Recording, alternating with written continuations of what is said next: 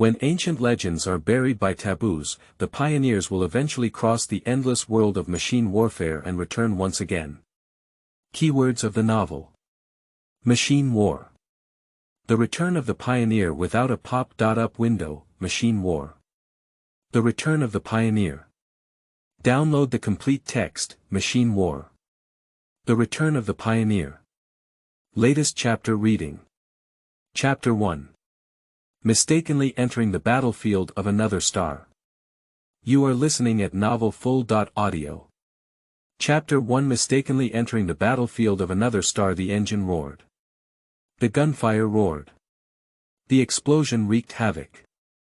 In Ho Ming's eyes, the raging flames scattered throughout the streets were reflected, with buildings collapsing amidst the burning flames, dilapidated signs, human bodies buried in rubble, and roars coming from above. Why did I, who was still preparing for my first solo flight, come to this intense battlefield in the blink of an eye? Welcome to the starry sky battlefield. Cute and pitiful rookie. Your life will change here. But before that, you must face death, ignorant rookie. This will be your own starry battlefield. In that moment, a floating and cold voice uncovered the truth behind the roaring artillery fire in front of us. Cowardly rookie. Your actions and choices will determine your life and death. Therefore, in order to survive, struggle to the fullest in this cruel starry battlefield. Main event update. Assist Earth's last human space battleship, Macross, SDF.1, in returning to Earth. Starry battlefield. This is clearly a world in memory, with the name Macross. In this world called Macross, the home planet of humanity, Earth, was attacked by a massive fleet of people named Jiratai, almost completely annihilating humanity. Only one spacecraft, codenamed SDF.1, was left, and by chance, managed to escape to the outer edge of the solar system, near Pluto, using a transition engine. In the end, the SDF.1, unaware of the fact that humans on Earth had already perished and were occupied by thousands of spaceships and countless battle bags, embarked alone on this cruel and desperate journey home from the edge of the solar system towards the location of Earth. So, but both literally and practically, it is a war with an absolute disparity of 1 against 10,000, 1 against 100,000, or even 1 million. This is despair, almost a dying starry battlefield. So, does that mean I have to survive this war between humans and the Galatians? I really look up to myself as a pilot student still preparing for solo flight. He sneered and tugged at the corner of his mouth, continuing to cautiously and briskly run towards the shelter. Suddenly, there was a piercing roar, and the building in front collapsed with a loud bang. Amidst the rolling smoke and dust, a massive figure rose up into the sky, attracting more than 10 black shadows dragging white-tail smoke, chasing wildly like a pack of wolves biting their prey. Buzz. Bang. The sound of gunfire roared incessantly like thunder, shaking this small world. In the roar of the explosion, countless large and small pieces of debris with flames fell like a rainstorm, forcing Ho Ming to turn around and take another road. So amidst the roar, He Ming walked step by step towards the shelter on the street where half of the collapsed buildings were buried from time to time. It used to take only a few minutes to walk back and forth, but now it's so difficult. Just as the shelter was approaching, a tearing pain suddenly erupted, causing He Ming to stumble and almost fall to the ground. Strangely, amidst the tearing pain, a sharp howl came from above, crashing down on He Ming's left front. In the rolling smoke and dust, He Ming, who was covering his head, saw the white body. VF.1 Transformation Fighter. He Ming's eyes reflected a white deformed body, but his mind flew like lightning. On the other side of the shape-shifting fighter jet, it happens to be a shelter. Entering the shelter, one can certainly survive in the upcoming battles. This is based on the current situation, and more importantly, on the conclusions drawn from some memories related to this world. But would that unfamiliar and cold voice really make him so smooth? And the reason why I appeared here is probably due to that voice, right? Strange and familiar voices rang out in Ho Ming's mind, like the horn urging soldiers to step into the battlefield. Option 1. Take VF.1 to confront the enemy. Option 2, try to enter the shelter. In my first academic year as a flying student, an instructor once said this sentence. Teaching you survival skills on the ground is a routine. But in my opinion, a pilot's destiny can only be considered complete if they fight the enemy with all their might in high altitude, and finally return to the sky with their souls. He took a deep breath, gathered his strength, and stood straight. Behind him, a chain of fire rushed towards him, enveloping the streets behind Himing in a continuous sea of flames. The flames that engulfed the building were so scorching and overwhelming, surging in, but unable to stop the footsteps of the fallen body. To survive in the upcoming battles, just staying in the rear is probably not enough. Even if I could survive in the back, that unfamiliar voice wouldn't let me get through this war so easily. Moreover, in Macross, where is there a safe place? He vividly remembers that in the final battle, which was so brutal that Macross almost completely annihilated, even within Macross, there were many deaths. In the flickering flames, Himing saw the body lying among the rubble. When his gaze fell on the aircraft, the floating and cold voice rang out again. Scan to be able to board the aircraft. Confirm target body information. VF.1, confirm the status of the target aircraft. The form change device is damaged and can only be maintained in G form, Gerwalk, ground effect enhancement form, semi-humanoid flight mode, to participate in combat. VF.1 deformable fighter jet. This is a fantasy body designed based on the F-14 male cat, a beloved modern fighter jet by Himing, which has the ability to transform. It was then processed by the designer's creative ideas. As an air combat enthusiast and also a flight trainee, Himing once fantasized about one day being able to control this shape-shifting fighter jet that existed in his fantasies. But I never imagined that my dream would come true under such a clever opportunity. Perhaps with the help of that mysterious voice, Himing effortlessly opened the cockpit of the VF.1 fighter jet that descended from the sky and rescued the injured and unconscious pilot. Carefully transferring the pilot to the entrance of the shelter and notifying the people inside to come out to respond, he quickly returned to the cockpit of the VF.1 fighter jet. Confirm that the target organism can be boarded. Confirm. Body driving skills. Confirm boarding the target organism. Reward confirmation. Start loading. Loading driving skills. Confirmation completed. Looking at the screen and many key positions in front of him, Himing suddenly felt a sense of innate knowledge. The previously unfamiliar key positions, screens, and joysticks. The second after, they already know the meaning of their existence and the functions they possess. Start the engine. System self.test is starting. After some operation, Himing began to activate the deformed fighter jet that had fallen from the air to the ground. A tremor came from behind, and a feeling of, "it's coming back to life" rose in Himing's heart. At the same time, the cockpit lights and screens lit up one by one, and he began to self-check. Not long after, the self-check results were indeed as Himing had heard. The deformation function of this VF.1 is damaged. Only able to maintain G form for action. Although regretful, it is enough to make anyone feel the power from this fantasy machine. As the roar of the thermonuclear engine grew louder, the VF.1, which had fallen to the ground, once again lifted off the ground and flew forward. Is this the power of VF.1? How can one feel this elusive instinct and navigate the damaged VF.1 through the streets destroyed by the battle? Suddenly, a call came from the communication channel. This is the second guard. Requesting support. Requesting support. Aliens, the battle bags of the Galati have invaded the ship.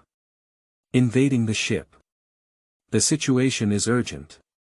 Requesting support. Several huge figures appeared in the sky, which were the battle bags of the Galati people. Assist the second guard in eliminating enemies, surviving or dying is the task here. He Ming's gaze flickered a few times and he locked onto the target. Is there a battlefield where a slight relaxation can lead to death? From the first day of becoming a flight student, instructors taught this principle to many flight students, including their names, through various means and engraved it in their minds. However, no matter how the instructors think, they may not have imagined how someone could appear in such a cruel battlefield that could turn into space debris at any time. The VF.1, maintained in G form, flew over the sea of fire and charged towards the area where the second guard was located. On the way, He Ming clearly saw several huge figures falling from the steel dome above his head. Battle bag. Familiar green, the familiar giant-like design, let He Ming almost instantly recognize the identities of those huge figures. Immediately after, He Ming did not hesitate, let alone any hesitation, and controlled the fighter jet to lift the Hughes Gu.11 3-barrel 55mm Gatling machine gun in his hand, locking in a huge figure whose landing point was closer to He Ming's position. Pull the trigger. Amidst the sharp whistling sound of bullets exiting the chamber, a series of flames swept through the air, piercing through and tearing apart the huge figure between the electric sparks and flints. Bang! Amidst the flickering flames, a huge fire burst into the air. Next. With a successful strike, He Ming never stopped and quickly drove the VF.1 into the shadow of the nearby building, sending a signal of support to the second guard. However, He Ming did not answer the communication request sent by the other party. After all, what is the name of driving VF.1 without authorization and participating in this battle now?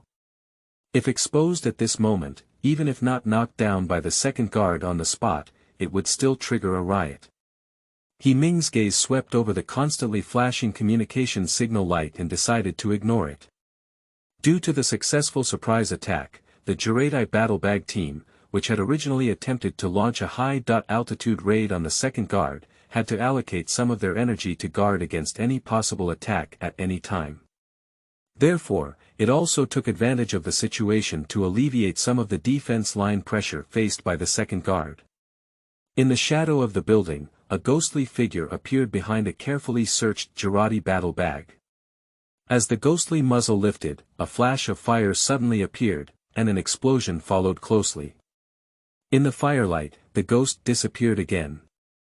The second defense team, which was engaged in fierce combat, suddenly realized that the pressure they were facing seemed much less.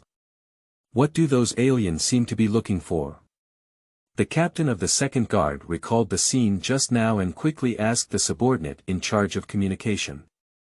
The identification code is the Salmon team's ID, but the other party cannot be contacted. As a result, nothing was gained. Communication requests have always been sent, but the other party has not responded. Who is supporting us on Earth? After thinking for a moment, the captain of the second guard forgot these doubts. Attack with all your might. Since someone is helping us attract the attention of aliens, let's not fall behind either. Yes. The sound of gunfire seemed to become intense, making the hidden He Ming also aware of the changes in this battlefield. Is it time to launch a general attack? He took a deep breath. If that's the case, can I also survive in this battle? So, give it your all. Under G. mode, the maximum speed of VF.1 can be maintained at 500 km per hour. Of course, this is only data that exists in an unobstructed plane environment. At present, there is a complex urban battlefield environment filled with building debris. A slight mistake can lead to a ridiculous and unexpected complex environment where you crash into a wall before the enemy can kill you. However, even so, He Ming has not slowed down the speed of VF.1. 100 km, 200 km, at a speed of 300 km per hour, the ordinary human brain has completely lost its ability to process the external environment and can only rely on instincts to make corresponding responses.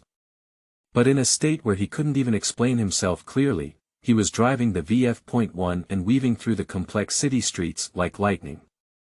I can see it. I can see it. I can see the enemy's position.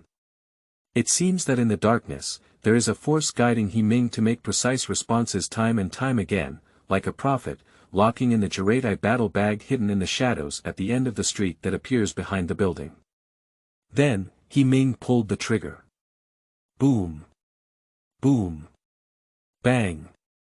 As several explosive fireballs took off one after another, the invading Jiratai battle bag team suffered huge losses in combat power and was also pursued by the long-established second guard, annihilating them in one fell swoop. The battle on this side has ended. But the battle outside is still ongoing. Especially, in order to annihilate the enemy, the spaceship in which He Ming is located will undergo transformation, using the powerful Macross cannon to take down the enemy in one fell swoop. VF.1 over there, quickly withdraw. Macross is going to deform. As soon as the warning from the second guard was issued, there were roars of gates rising or falling in the distance. The surrounding debris and rubble gradually began to move. No. That's not movement, but the whole little world is starting to turn upside down. End of this chapter. Chapter 2. Mysterious Inheritance. You are listening at novelfull.audio. Chapter 2 Mysterious Inheritance. The screen walls forged by steel quickly rise, completely sealing off each area. At the same time, the surrounding buildings began to tilt with a violent vibration. Sitting in the cockpit of the VF.1, He Ming could clearly see the objects on the street that had not yet been affected or damaged by the battle, breaking off the ground and rapidly falling downwards in this intense vibration. Quickly. Leave this area. Macross has deformed. In the communication channel, the final warning from the second guard came through. But his attention was shifted to the other side. I heard a scream. It's the panic when facing death. It's even the fear of falling into darkness. Without careful consideration, the VF.1, which was still maintaining its G-dot shape, quickly turned around and flew towards the street behind the building under its control. Fortunately, due to the ongoing deformation of Macross, the building complex blocking VF.1 only requires a leap to fly from the other side. The next moment, the screen in front of He Ming locked onto a target. Amidst the messy and rapidly falling tables and chairs, cars, potted plants, and other miscellaneous objects, a flicker of colorful light and shadow flashed by.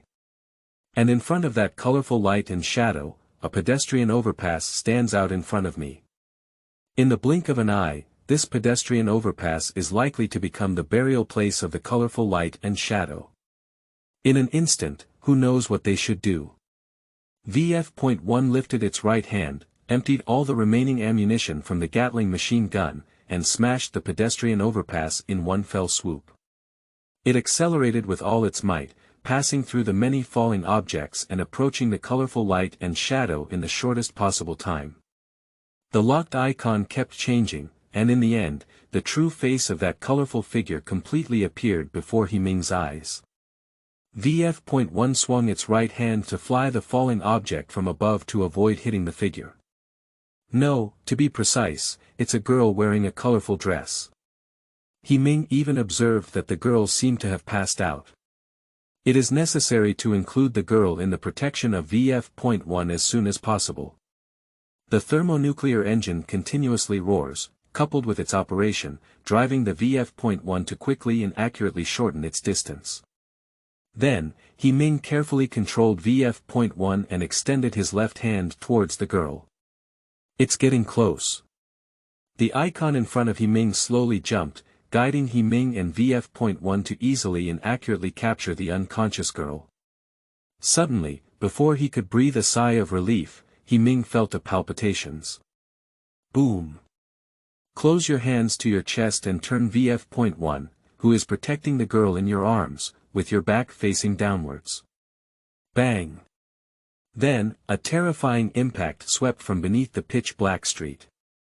Confirm survival, open. *UN %# UN %. Under a chaotic sound, He Ming, who was almost suffocated, suddenly woke up. The hands that suddenly fell to the ground felt a piercing cold. He instinctively withdrew his hands, but saw himself lying on a vast and boundless sea, as if it were endless. However, the sea beneath He Ming's feet is not the sea he remembers. As he stood up, the sea beneath his feet slowly rippled and drifted towards the distance. And in the ripples, He Ming seemed to see a little starlight. Where is this? He frowned. What is the name of such a peculiar sight that has never been seen in one's life? It seems that this vast and boundless sea, with ripples rising, and the glimmer of starlight visible on it, is not the familiar reality or the peculiar sight that can be seen. Moreover, all you need to do is gather your gaze and see, as if there are still some scenes amidst the twinkling starlight accompanied by ripples beneath your feet. Some scenes with human activities and life activities. This is not reality at all. A headache struck, forcing He Ming to shift his gaze away from the peculiar ocean beneath his feet. Meanwhile, as the pain became clearer, He Ming remembered the previous battle. VF.1, and that figure. The memory of battle is so clear and incomparable. Even now, the tactile sensation of controlling VF.1 and battling aliens can still make my blood boil. Moreover, it is unknown whether the figure that should have been saved by oneself is alive or dead, and what its name is. Because the world he is currently in is not reality. At least it's not a world that He Ming was born and grew up in, let alone a cruel world where He Ming was involved in battles. Dida. The faint sound of water droplets falling quietly rang out. A strange ripple rippled from afar, passing by whose feet. He instinctively raised his head, but was surprised to find a figure shrouded in golden radiance standing not far away. A faint sound brushed past He Ming's ear like a gentle breeze. Who are you? He instinctively asked. The figure shrouded in a golden radiance quietly looked at He Ming, raised its right hand, and pointed in another direction. What name's gaze followed closely. The next second, Ho Ming's pupils suddenly contracted, and his soul seemed to be shaken by something huge and indescribable, falling into a brief pause. Giant, tall and tall, all the words used to describe the size of an object, such as vastness, constantly passed through my mind. In the end, it returned to nothingness. He couldn't find any suitable words to describe the scene he witnessed. The towering tree, gathered by countless starlights, sits quietly ahead. Its root system extends downwards, extending down towards the depths of the sea beneath He Ming's feet, shimmering with countless starlights, as if to completely penetrate this sea. Through the twinkling starlight, He Ming saw a vast area, completely beyond his imagination, with a developed root system that almost completely occupied the sea beneath He Ming's feet. This is. Such a stunning sight has made He Ming lose his ability to think. This almost subverts He Ming's understanding of the world. Similar to the massive root system beneath the sea, facing upwards, towards the unknown and chaotic branches, there are either sparkling starlights or dim, almost extinguished starfires. At first glance, it appears to be a scene of abundant fruits. Tree. A towering tree growing on the sea surface. He turned around and looked at the golden figure, only to find that there was no longer any figure there. Only remaining, with a sigh and a call. Let's set sail. Young heir. Wait. He instinctively stepped forward, but a sense of weightlessness followed closely, dragging He Ming into the sea.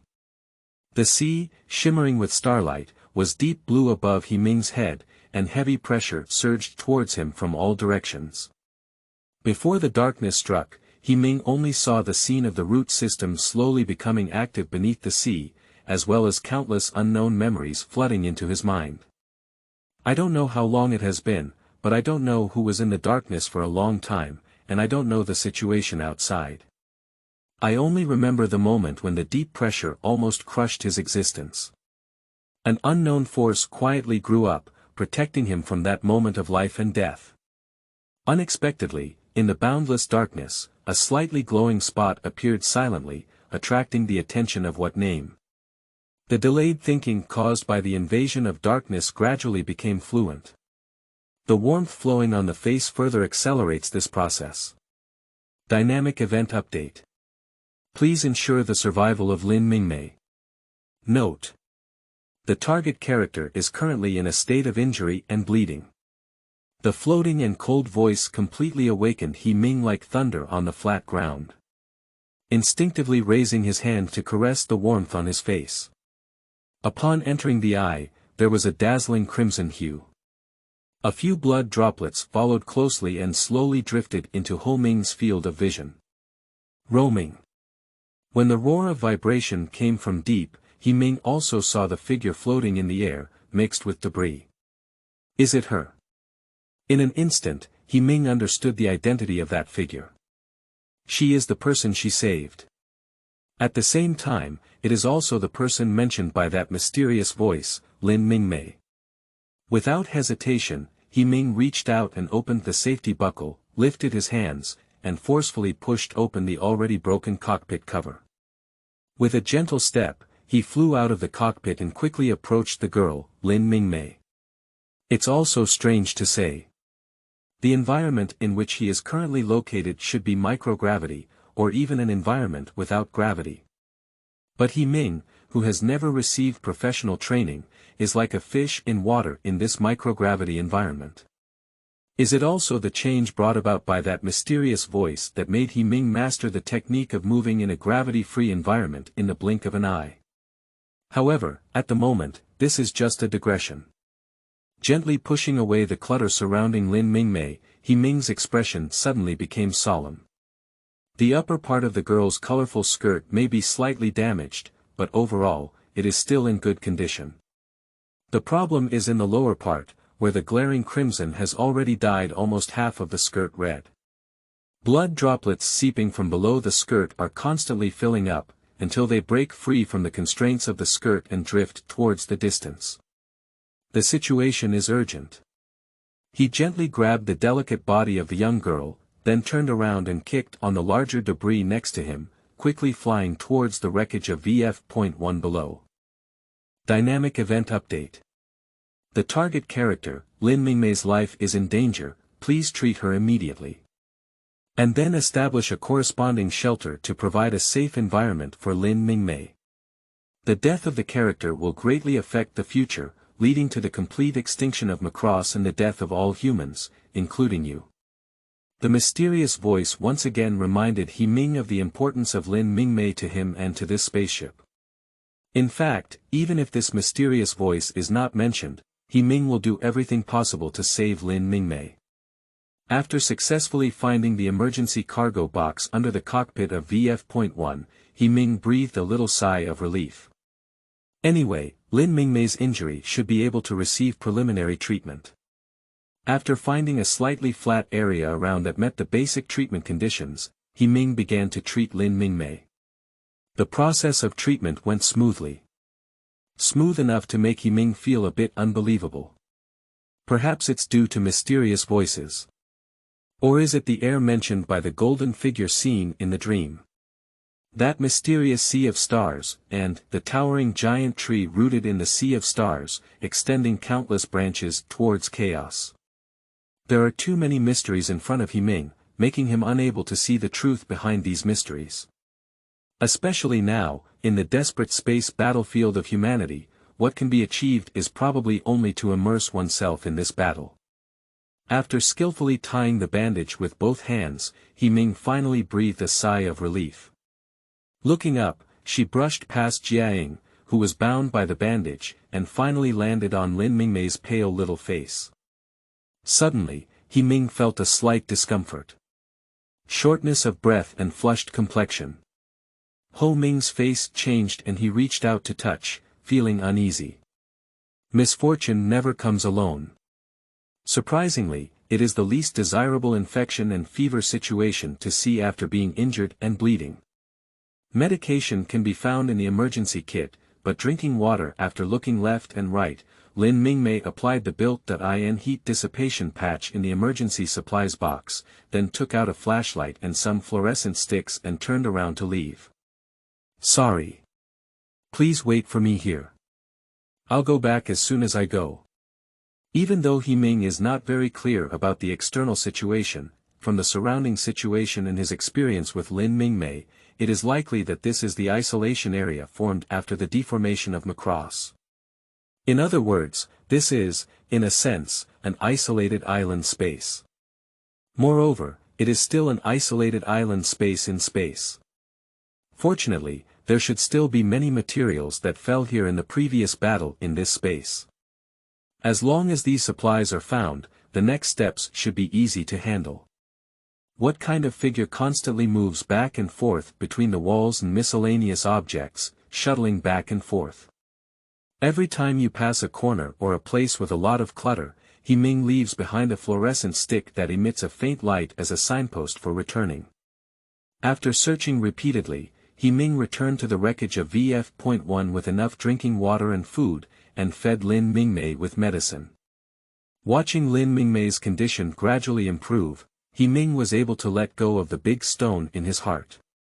Anyway, the current ship, and even his own future, will finally not be destroyed due to Lin Mingmei's injury and death. While taking care of Lin Mingmei, the second guard submitted a report on the unknown reinforcements. After multiple confirmation, the investigators finally targeted the injured and hospitalized Sergeyev, who was the original owner of the VF.1 he was driving. Faced with inquiries from investigators, Sergeyev, who was lying in the hospital bed, took everything into his hands in one breath. When this guy was discovered, he was in a state of serious injury and coma. Watching the old man who drove the investigators away, closed his eyes, and put on an indifferent attitude, Roy Fogg of the Skull team shook his head helplessly before turning around and leaving the ward.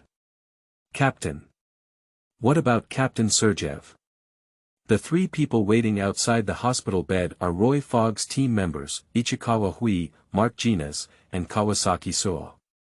The situation is okay. In fact, even if more intelligence cannot be obtained from Sergeyev, investigators have already locked in a rough range. Next, we are responsible for the western area. It is very likely that the mysterious pilot who supports the second guard is there. Roy Fogg's face turned straight. Remember.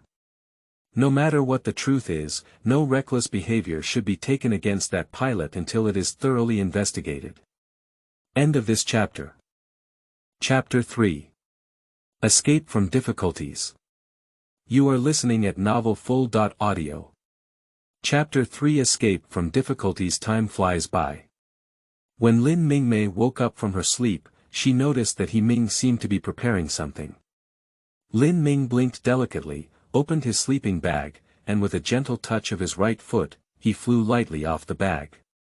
During this period, Lin Mingmei's first sight of He-Ming after waking up from an injury and coma, from unfamiliarity to familiarity, and then to being taken care of by He-Ming's meticulous care and powerful survival skills, constantly refreshed her impression of He-Ming. It is precisely because of her existence that Lin Mingmei was able to survive in this dark and isolated island. Under the careful care of He-Ming, the weakness after the injury gradually subsided from Lin Mingmei's body, and she regained the vitality that burst out from her body. Lin Mingmei also gradually became active. The powerful survival skills possessed by He-Ming themselves are simply not what an ordinary civilian should possess. At first, due to her injuries and weakness, Lin Mingmei did not think in this way. However, as she adapted to the current dark and comfortable life, which was far more leisurely and comfortable than her busy past, countless questions and doubts constantly emerged from the depths of Lin Mingmei's heart. What's your name? What are you doing? Prepare to leave here. He packed some potentially useful items such as clothes and put them aside. Leaving. At first, Lin Mingmei didn't react, but soon her eyes lit up. Are you saying we can leave here now? He-Ming nodded. It's probably time to think about it. Previously, Macross could only gradually clear the ruins and restart the many modules and areas that were damaged during the battle, possibly due to the damage suffered during the battle. Therefore, calculating the time, it should probably be our turn to be in this area now. What is the name naturally won't reveal the true reason. As someone from another dimension of Earth and familiar with the historical direction of this world, the name of Macross is almost certain of its next actions. Really? That's really great. Lin Mingmei clapped her hands happily. If it weren't for the fact that they are currently in a zero-gravity environment, it's probably not because of her injury that Lin Mingmei would have turned around a few times to show how happy she is now. He Ming smiled and continued to clean up the items collected during this period. Next, no matter what happens, everyone must be prepared to deal with various situations. On the positive side, naturally there is no need to use these preparations. As for the bad side, He Ming's gaze unconsciously drifted towards the wreckage of the damaged VF.1 in the distance. Although the VF.1 has been damaged, it can be foreseen from the wreckage that Macross investigators found the clues they wanted from the aircraft. Dynamic Event Update. Action Goal. Find a way to become a member of the Unified Army, protect and assist SDF.1 in breaking through the encirclement network of the Galatians and returning to Earth. Can this also be considered as preparing for the end of the rain? Upon hearing the floating and cold sound once again, He Ming couldn't help but sigh. In thought, a warm breath drifted in. What are you thinking? What is your name? Lin Mingmei seems to be very close. Ho Ming's mind almost simultaneously outlined the image of Lin Mingmei's eyes full of exploratory light. After thinking about going out. There is nothing to hide about He Ming in this regard. What happened after going out? Lin Mingmei reached out her finger, tapped her chin, and smiled. After I go out, I'm afraid I will continue with the concert under my cousin's arrangement. Speaking of her cousin, Lin Mingmei couldn't help but show a hint of sadness. I don't know how my cousin's situation is now. There shouldn't be anything wrong. He casually responded with a sentence. As Lin Mingmei's cousin, that guy seems to have a strong vitality. Really? That's really great. Lin Mingmei said happily. Immediately after, Lin Mingmei quietly grabbed He Ming's right arm. By the way, will you join the United Army after you leave? He couldn't help but glance at Lin Mingmei. This girl seems very certain that he will become a member of the United Army. Look. Your survival skills are so amazing. You can even pilot that fighter jet to fight against aliens, and even save me during the battle. Such a powerful person, probably not an ordinary person, right? Lin Mingmei couldn't help but smile at the end, with a hint of pride in her eyes. If I were to say that you were a student from a certain military academy before boarding this Macross, would that be the correct answer? He Ming was taken aback for a moment, but then he turned his face away and didn't let Lin Mingmei see his expression. He couldn't help but mutter to himself. Why did this girl guess the truth right all at once? Such a clever Lin Mingmei is not the one in my memory by any name. What? Did I guess correctly? Seeing her face turn away, Lin Mingmei's eyes sparkled with surprise. Perhaps at this moment, Lin Mingmei had already obtained the answer she wanted. However, He Ming did not respond to this question. But no name is destined to face Lin Mingmei's next offensive. The warm breath is constantly approaching, the warm and soft touch emanating from his arms made He Ming's eyebrows jump wildly. This girl, how come she keeps pushing over? He tried to break free, but found that Lin Mingmei was tightly holding onto his arm. What's your name? Are you really a student from a certain military academy? When He Ming turned around, he saw Lin Mingmei's cunning eyes. You. The breath is constantly approaching, the two figures also slowly rotated in this weightless environment. Until, a roar came from afar. The area that has not been illuminated by the light for a long time is once again favored by the light. At the same time, a commotion followed closely by the sound of disorganized footsteps. Wait a minute. Someone's coming. He Ming woke up from the warm and moving breath and gently pushed away Lin Mingmei. The girl's face was so rosy, like a ripe red apple. You haven't answered my question yet. Ming's eyes flickered for a moment before finally sighing and silently nodding. Seeing this, Lin Mingmei's eyes became very bright.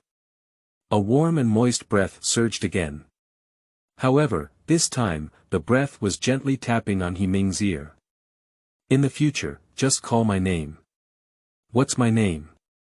After speaking, Lin Mingmei took advantage of Ming's lack of reaction and lightly tapped Ming's profile, as light as a dragonfly skimming the water. The footsteps coming from afar were approaching, and amidst the noise, someone could be faintly heard calling out the name of Lin Mingmei. The two felt a force gently pulling them down towards the ground below. At this moment, there is a dark area above their heads where they have lived together for a period of time. Underneath is an area once again blessed by light, bustling with people, and once again visited by civilization. It's agreed. We'll meet again after we go out. At the moment when the brilliance of the flash overwhelmed Lin Mingmei, Ming was also stopped by several men in suits. After presenting identification documents to the direction, an unexpected invitation was made. "Sir, please come with us." He nodded and turned his head to look at the journalist who was being rushed by the news. After Lin Mingmei, who was surrounded by a crowd, followed the investigators and boarded the car heading to the Macross Central area. At the same time, there was also a riot in the hospital. "Captain Sheriev. Your body has not yet recovered to the point of being able to move. Please return to the hospital bed and rest well." The nurse who chased out of the ward all the way anxiously stopped in front of Sergev. "Get out of the way. I have something to do now." Shulyev took a breath and said firmly. "However, both parties know that the other party will not compromise on this matter. Captain Sheriev. If you want to go out, please submit your application to the doctor and wait for news." The nurse gritted her teeth and still stopped in front of Sergev. Despite Sheriev's tall stature, the petite nurse was not frightened by it. Sergev frowned and made a mistake for a moment. "Let him go. Beautiful lady." At this moment, a familiar voice sounded, causing both sides to breathe a sigh of relief. "Roy. How did you come, this guy?" Sergev looked at his friend who suddenly appeared in surprise. Roy laughed heartily, lifted his right hand and shook it, then looked at Sergev's bright eyes. "The application for going out has been approved. Moreover, you have a task. Can your body still handle it?" Upon hearing this, Sheriev grinned and raised his hand, wanting to pat his chest to make a promise, but unexpectedly tugged at the wound, causing him to contort his face and gasp for air. "No, no problem." Sergev gritted his teeth and said. "This little pain. What is it?" "The men of the Yevich family are not cowards." Roy shrugged his shoulders and looked at the nurse. "The application has been approved. Do you need to prepare anything for this big guy going out?" The nurse nodded repeatedly, gave a warning, and decisively turned around to prepare for Sergev's departure. It seems that there will not be any relaxed performance in this trip by Sheriev. As a long-time friend, Roy knew that Sergev wouldn't care about this either. Looking at the scenery outside the window, Roy looked at the big guy carefully put into the car by the nurses, and after teasing him for a while, he changed into a businesslike expression. "The matter has been investigated over there for quite some time. As an ordinary citizen, driving a cutting-edge fighter jet of the United Front without permission to participate in combat is already a violation of the United Front's confidentiality regulations and related regulations." Sergev's mouth moved, but he didn't speak. Just as Roy knows him, he also knows Roy. He knew that the guy sitting opposite him who had just mocked him must have something to say. Seeing that Sergev didn't jump out in a hurry, Roy seemed somewhat surprised. Cough.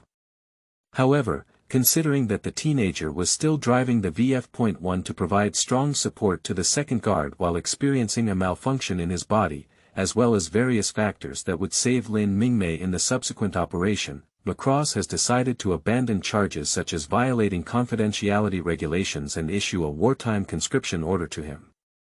After Roy finished speaking, Sergev, who had a calm face, slowly exhaled a breath.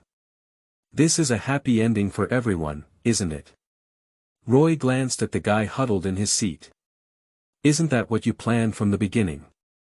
Who knows? I haven't seen that guy who secretly drove away my fighter jet. Sergeyev grinned and looked like a scoundrel. I don't understand, I don't know. Roy has taken it for granted. That young man was not brought to the captain now. Instead, he was taken to a place.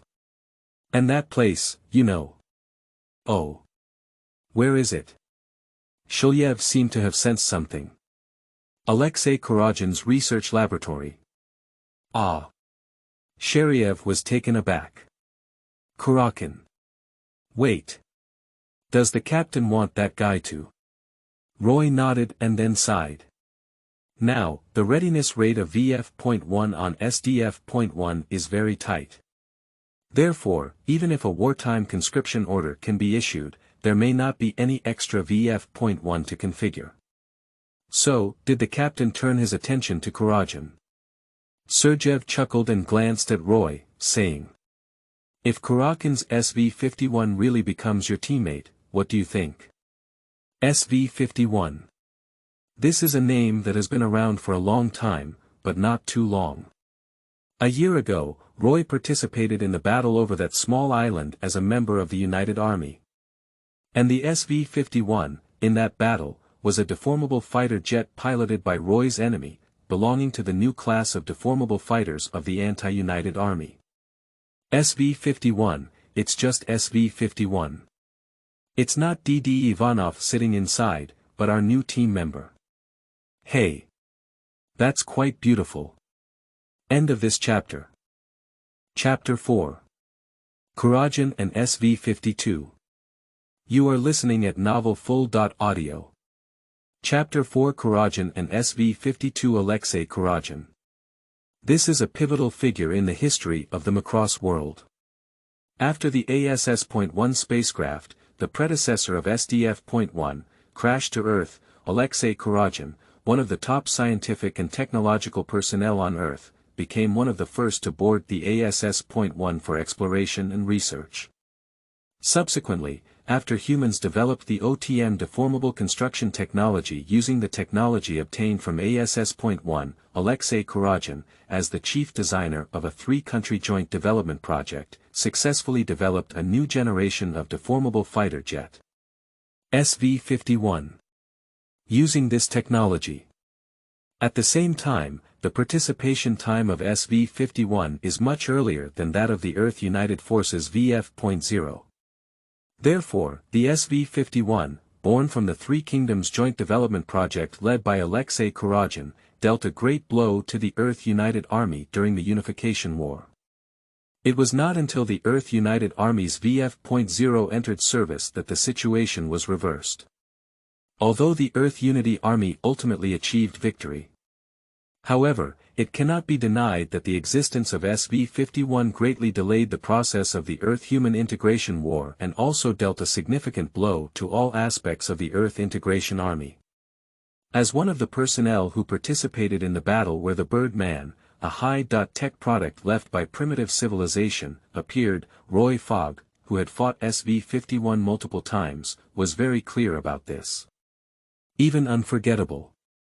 As one of the participants in that battle, a man who had been Roy Fogg's instructor and joined the anti-United Army as a mercenary, D.D. Ivanov was driving the SV-51 to fight Roy Fogg until he was shot down by the Birdman. What's going on? Saying you don't care, but actually still really concerned about the existence of SV-51. After moving his body and changing his comfortable sitting position, Sergey teased his best friend. No. I'm just worried about whether SV-51 can handle the space battlefield. After all, it's no longer a unified battlefield anymore. Upon hearing these words, Sheriev fell silent immediately. The reputation of SV-51 is indeed remarkable for these veterans who have participated in the United Front War. But it is undeniable that most of the SV-51's aircraft are designed for combat within the atmosphere. At present, the SDF.1 is facing an endless space battlefield. Sergeyev and Roy exchanged a glance, both of whom were skeptical about it. For this point, He-Ming naturally also deeply agrees. However, what appeared in front of him did not seem to be SV-51. As the curtain was lifted, a dark gray fighter jet appeared before his eyes. From its aerodynamic design, it is not difficult to see that this is a deformable fighter jet design based on the famous Su-27 in human history. At first glance, He-Ming almost blurted out the name of the fighter jet in front of him. But in the next second, he closed his mouth. Because he discovered something unusual in the back half of the fuselage. In memory, the body is relatively slender, especially the latter half, which, after deformation, becomes a pair of slender long legs. But the aircraft in front of me seems to be slightly shorter and thicker. The latter half, especially the part where the engine is located, is more prominent. Oh! Did you see it? Upon hearing this, He-Ming turned around and saw a middle-aged man with rolled-up sleeves and the first and second buttons of his shirt being casually unbuttoned. He was holding a document in his hand and looking at himself. Hello. What is my name? He took the initiative to say hello. The person nodded and handed the document in their hand to He-Ming. You sign this document. Then, just change the driver's uniform over there. He blinked, somewhat inexplicable.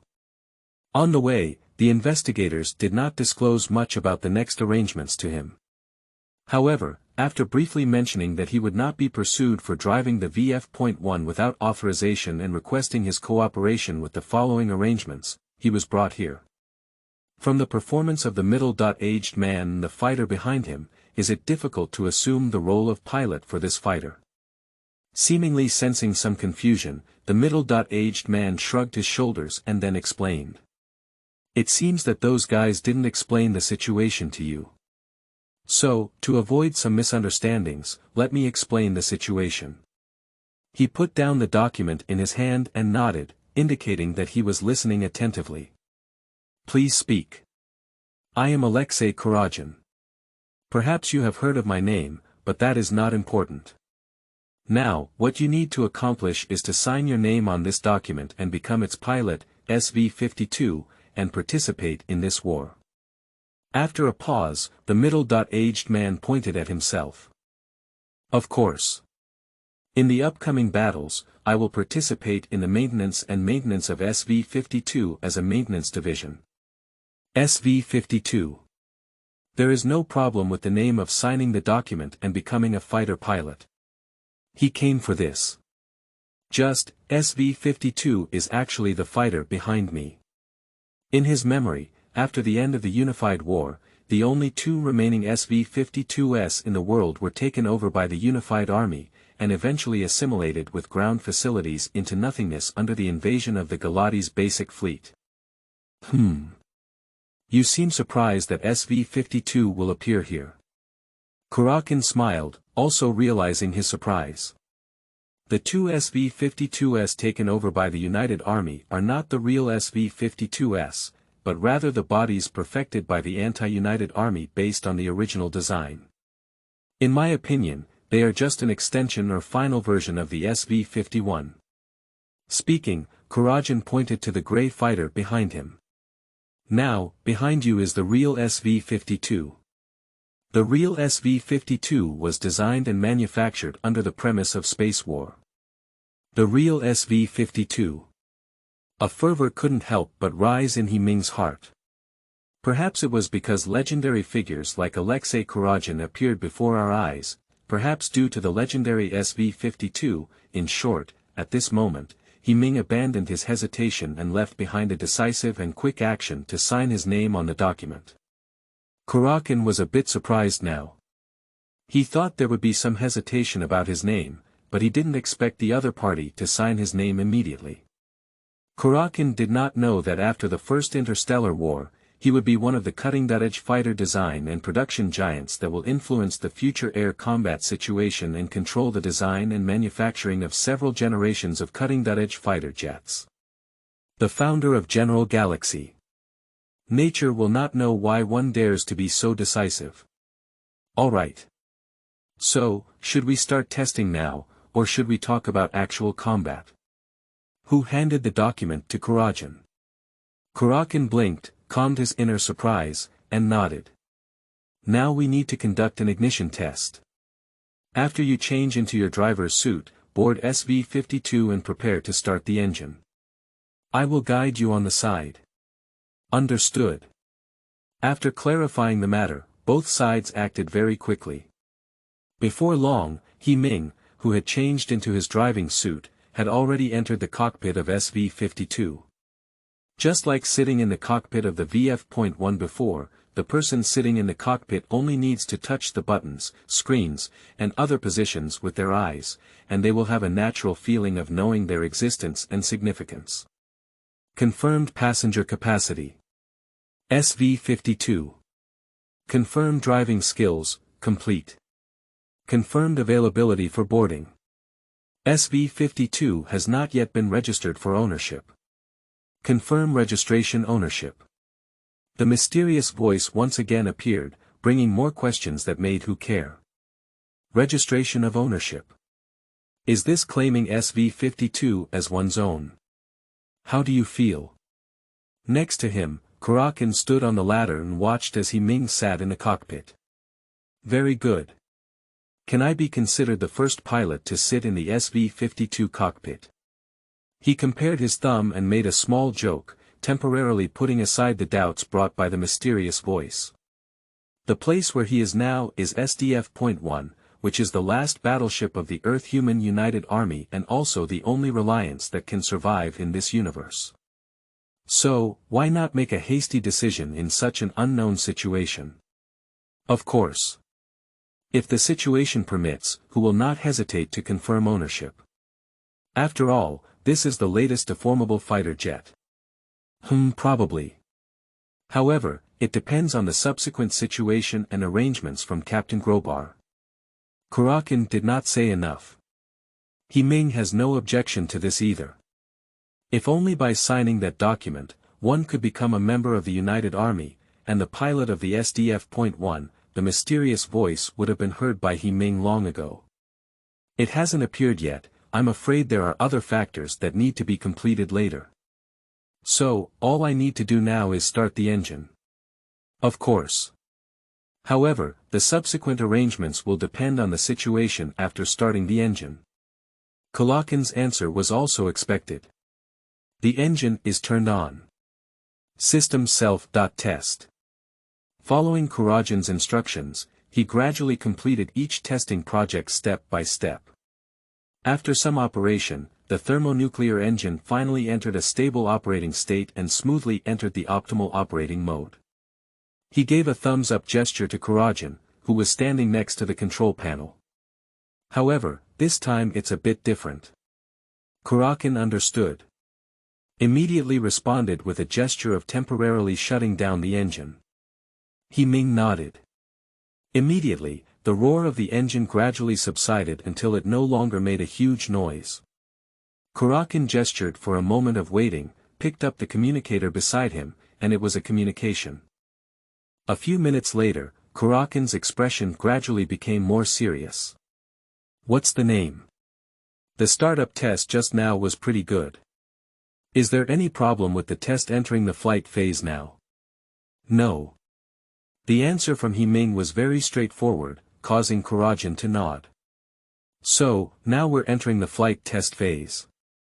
Someone will pick you up later and cooperate with you for the flight test. I'll be watching from here.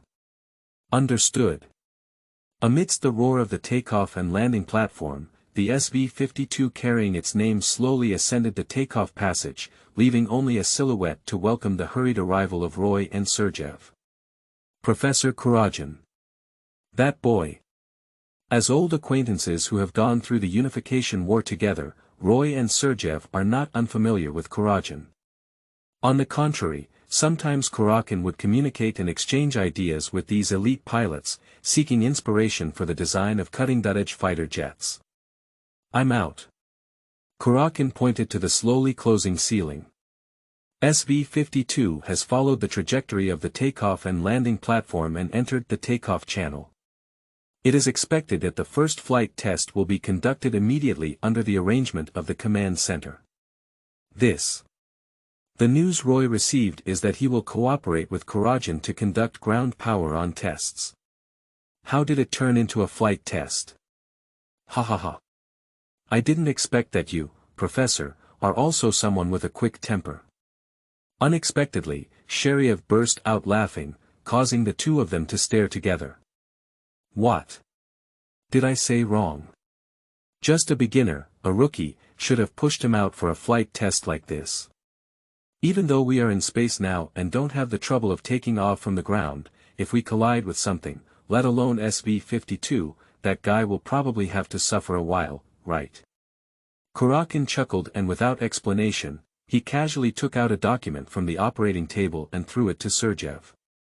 That is the data report extracted from the VF.1 piloted by what name? Although it may not be comprehensive due to time constraints, the data reports in key areas have been as detailed as possible. Captain Sheriev's concerns are natural. However, I cannot imagine a young man who can navigate a malfunctioning VF.1 on the battlefield and even provide firepower support for the second guard being overwhelmed by simple flight tests. What? In front of me, there is the continuously disappearing channel light.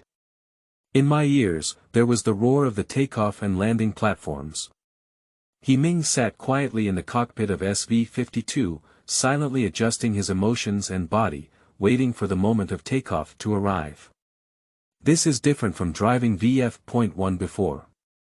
At present, Ming does not need to drive SV-52 to participate in combat, nor does he need to drive SV-52 to perform any tasks. His only task is to pilot this deformable fighter jet, gallop through this space, and then understand SV-52, and become a life and death partner with it. Cha!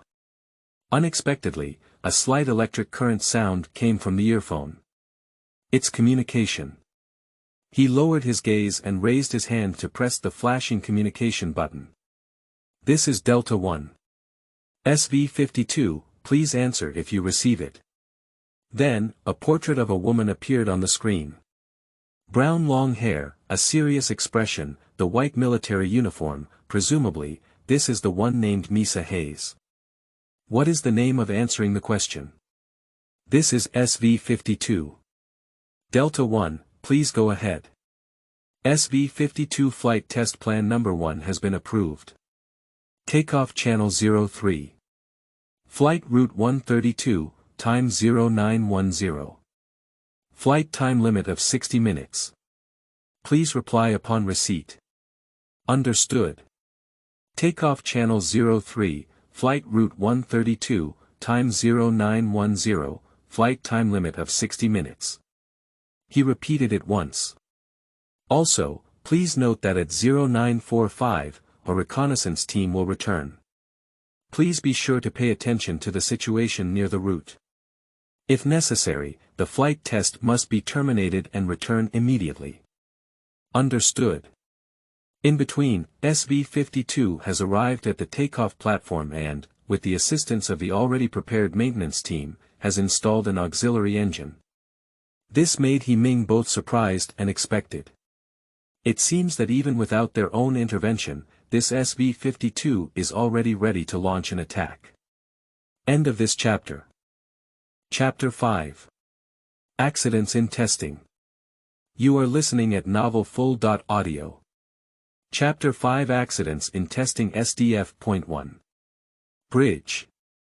As the last and only spaceship of humanity on Earth, the bridge of SDF.1 is always in a busy state.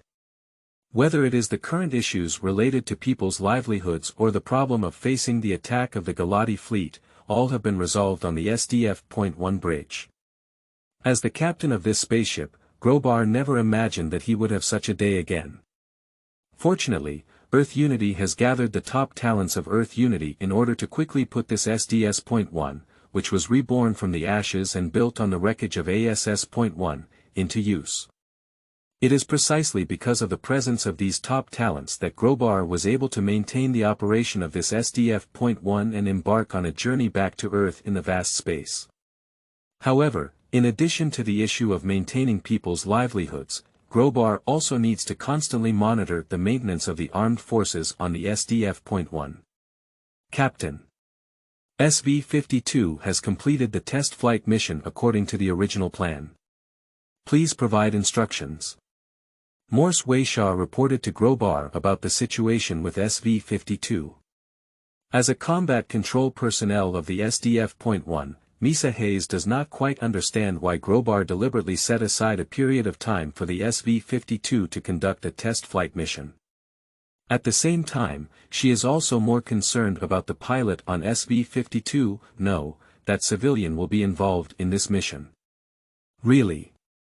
So, let's talk about his situation. Grobar took out his beloved pipe and nodded. SV-52 successfully completed all flight test missions. Based on sensor feedback data, SV-52's status basically meets practical requirements. Is it just SV-52? Grobar noticed the words used by Misa Hayes. For Morse Weisha, Grobar is well aware of the character of this subordinate. Be rigorous and serious. In certain things, there is an almost obsessive persistence. For example, the difference between military personnel and civilians. Captain. Although the current battle situation is fierce, it is far from the time to recruit civilians on a large scale to participate in the war. Hayes's words are quite fair. But Grobar knew the reason why Hayes Weisha said so. After all, there is a character in the skeleton squad who is a headache for Misa Hayes. And he was also promoted from ordinary civilians to become the pilot of SDF-1. Grobar smiled and took a slight puff from his pipe. Of course, the pipe was not lit. This was just a small gesture while Grobar was thinking. What does that boy's name seem to be? Yes, Captain. So, have you read the report about him? Morse Weisha nodded. As a key role in SDF-1's combat management, she naturally needs to constantly monitor the changes in SDF-1's combat capabilities. From the report, it can be seen that He Ming was able to control the VF-1 to support the second guard and repel the enemy in the event of an aircraft malfunction, but it does not mean that He Ming has the ability to become a pilot. Morse Misa paused for a moment and briefly organized the language. The situation on the space battlefield is far more complex than we imagine. From the many battles that occurred after the SDF-1 returned to Earth, it can be seen that ordinary pilots cannot adapt to the space battlefield in a short period of time. This is one of the reasons why our ship suffered significant losses after embarking on the return journey. Grobar nodded. Morse Weisha said it well. Although in the late stages of the Unified War, Earth Unity attempted to train pilots through various means to achieve large-scale training of pilots capable of adapting to complex space warfare, it ultimately became non-existent due to the short duration and invasion by the Galati Starfleet. However, He Ming showed extraordinary sensitivity in that battle. Grobar recalled the data extracted by investigators from the wreckage of VF-1. That is a flight data of VF-1 shuttle through the ruins of buildings with unparalleled sensitivity at speeds of over 300 km per hour. Such terrifying data once made investigators doubt whether they had hallucinations, or whether the black box recording the data had malfunctioned. After repeated verification, the investigators finally submitted this result to Grobar. This is also the reason why Grobar decided to issue a wartime conscription order to whom? Sharp. But on the battlefield. Report. SV-52 request communication. At this moment, the voice of the communication personnel happened to sound, interrupting the discussion between Grobar and Misa Hayes. Grobar nodded slightly and looked at Misa Hayes. Misa Hayes let out a deep sigh and turned back to her position, connecting with the communication from SV-52. This is Delta 1. Please go ahead. This is SV-52. Delta 1, Zone 326 seems to be experiencing some activity. Please check. District 326. Zeos Weisha was taken aback and casually retrieved the investigation report about District 326.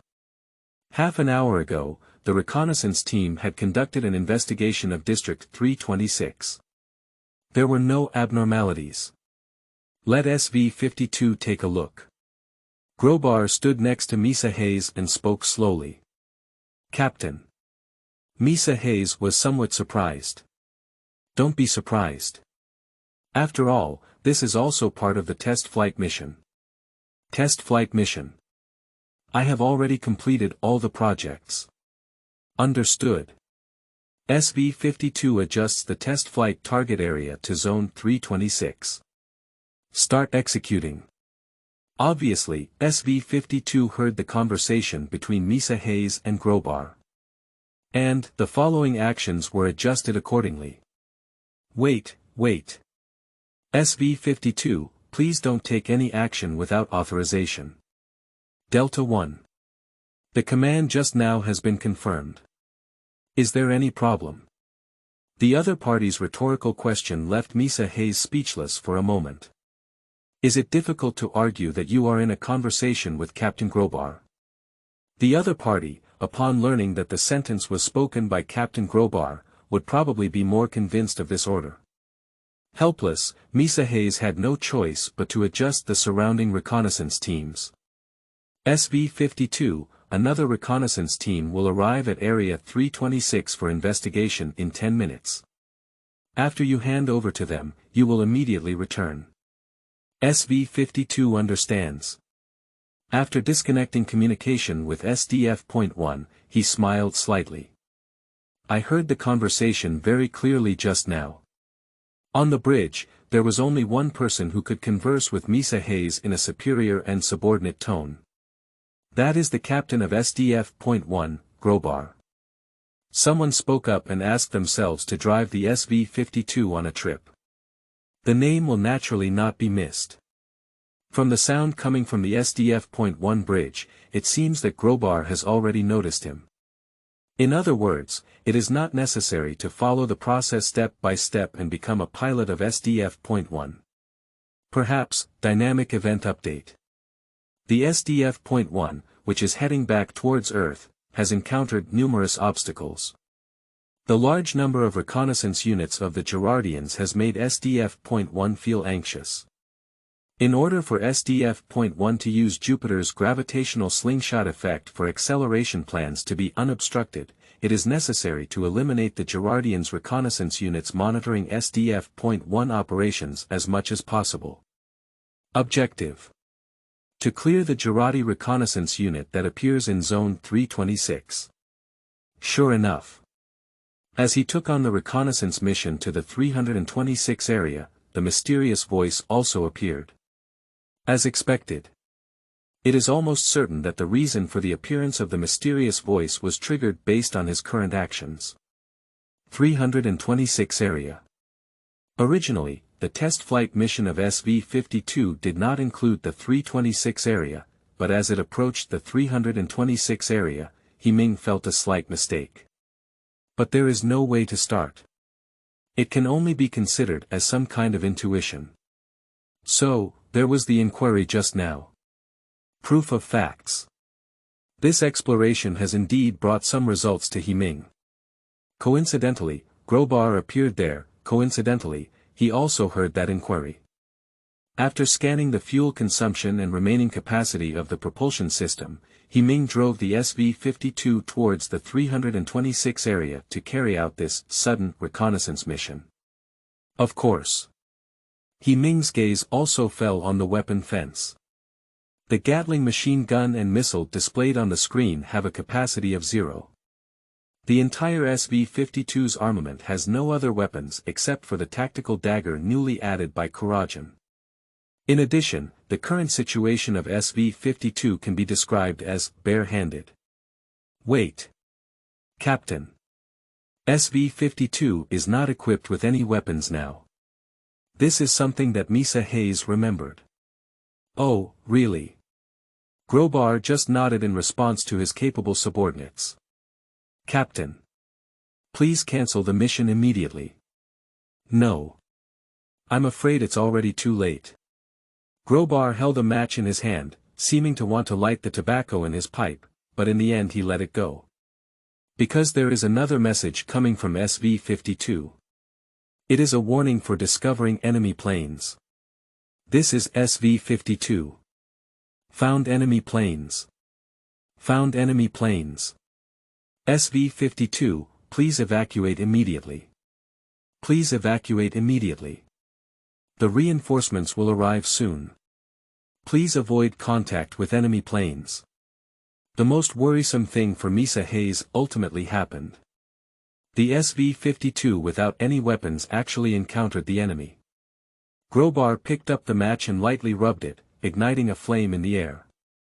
In the flickering flames, the strong smell of tobacco burning permeated the surroundings. Amidst the lingering smoke, Grobar did not stop Misa Hayes from constantly calling SV-52, but instead stared closely at the projection screen in front of him. Above, constantly refreshing information on the enemies encountered by SV-52. Enemy planes, 3. It can be imagined that this is an enemy aircraft formation carrying out reconnaissance missions. When facing this reconnaissance team, the SV-52, which only has tactical daggers, may only be more or less unlucky. However, this is a conclusion drawn under normal circumstances. Grobar asked in a deep voice. How much time does the reinforcements have to arrive? Wakasa replied with a serious expression on her face. 5 minutes. 5 minutes. If SV-52 is equipped with standard armament, this is not a problem.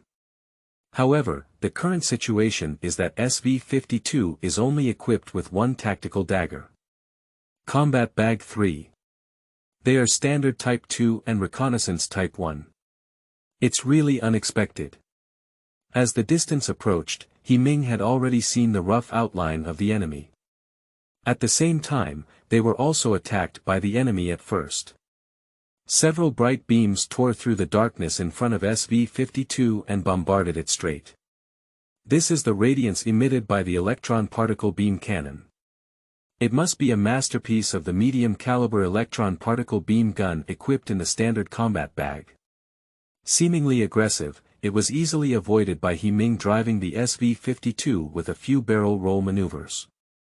At the same time, under what name of driving, SV-52 accelerated and charged towards the enemy instead of retreating. 3. As the distance grew closer, He Ming could clearly see the radiance emitted by the enemy's electron particle beam cannon, which had once again condensed energy. 2. The electron beam cannon emitting a sense of death is so dazzling, but it cannot slow down the SV-52's sprint by half. 1. He Ming's eyes widened, and as his hands and feet worked together, SV-52 suddenly flipped over and plunged into the void below, avoiding the bombardment of two standard caliber charged electron particle beam guns in a very thrilling way. Seeing the target suddenly lose, causing the attack to fail, the two standard battle bags naturally refused to give up.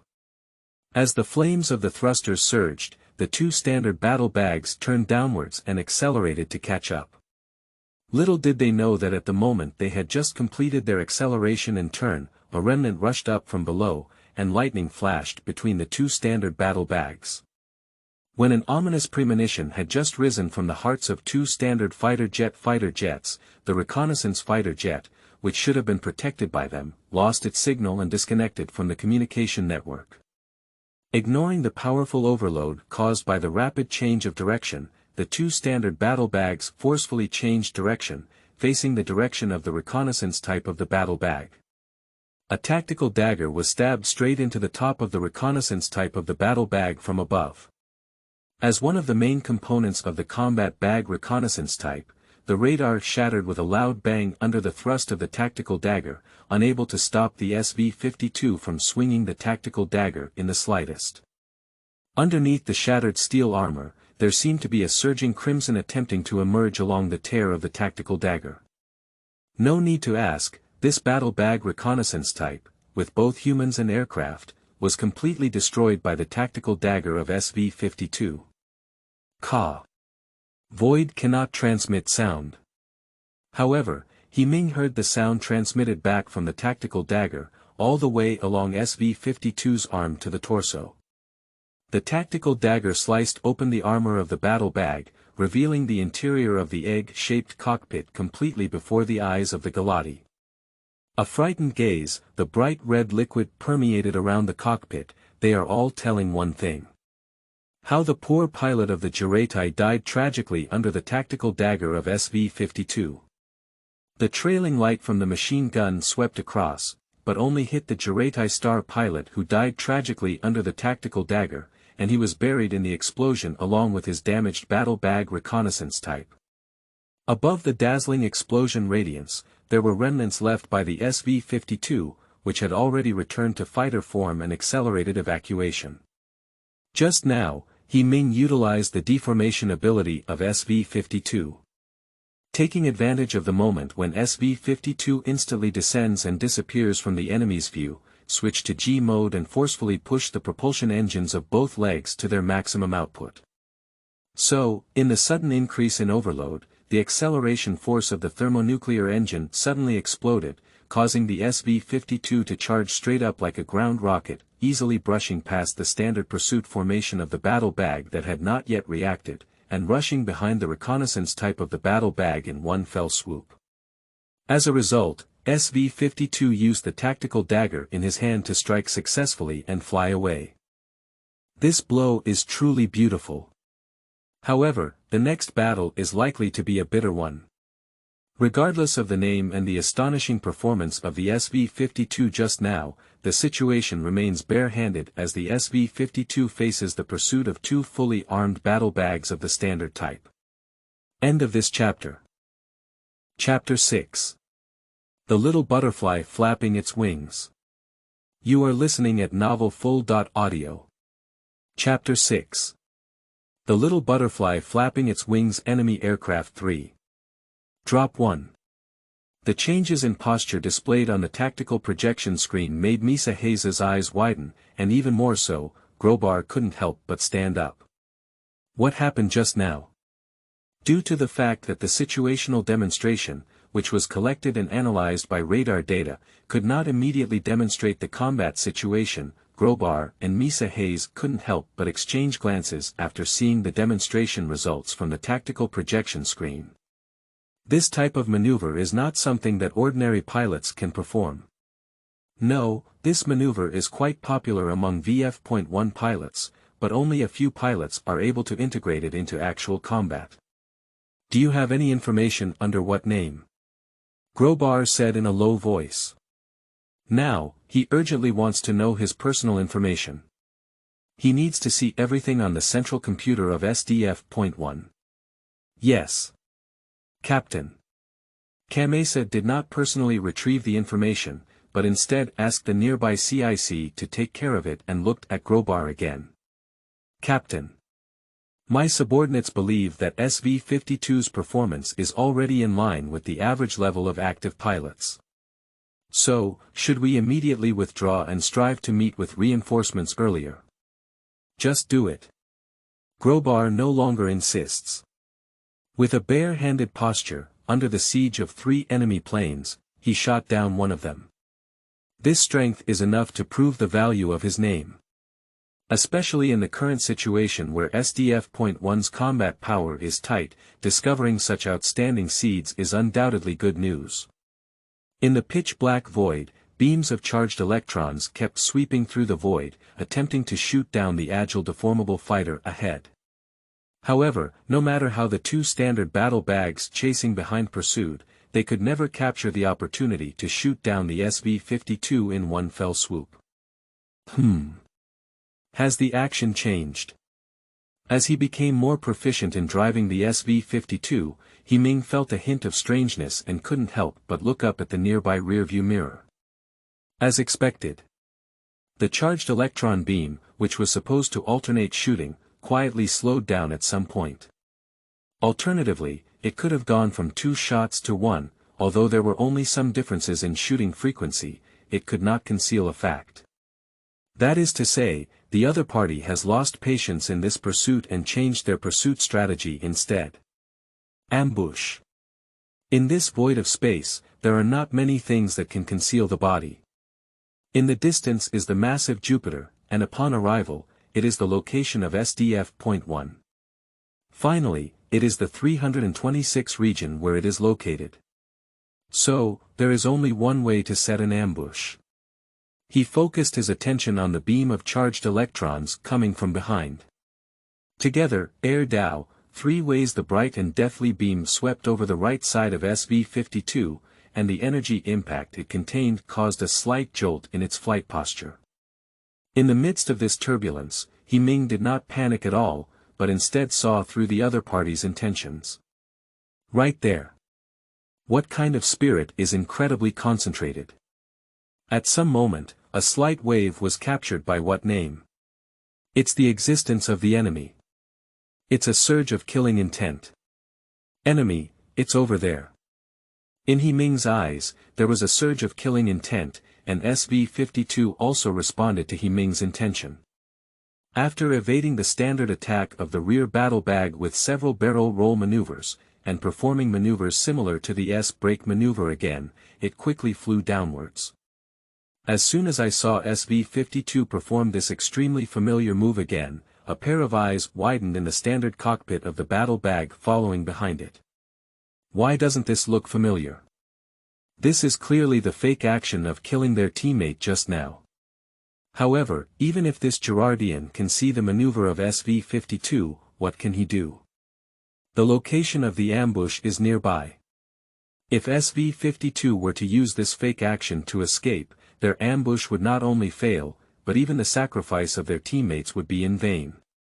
In the standard cockpit of the battle bag, after a burst of extraterrestrial language, it immediately made a maneuvering turn and chased towards the SV-52.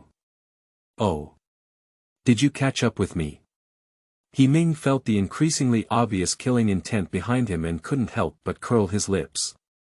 Just as SV-52 was once again locked by the standard type of the battle bag, it made the similar maneuver to break through the S, once again breaking free from the lock of the standard type of the battle bag.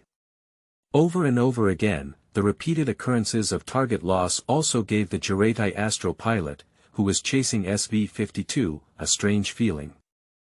But this trace of abnormality passed away in the blink of an eye. Because in the next second, he discovered that the direction of SV-52's advance was actually the position where they had set their ambush.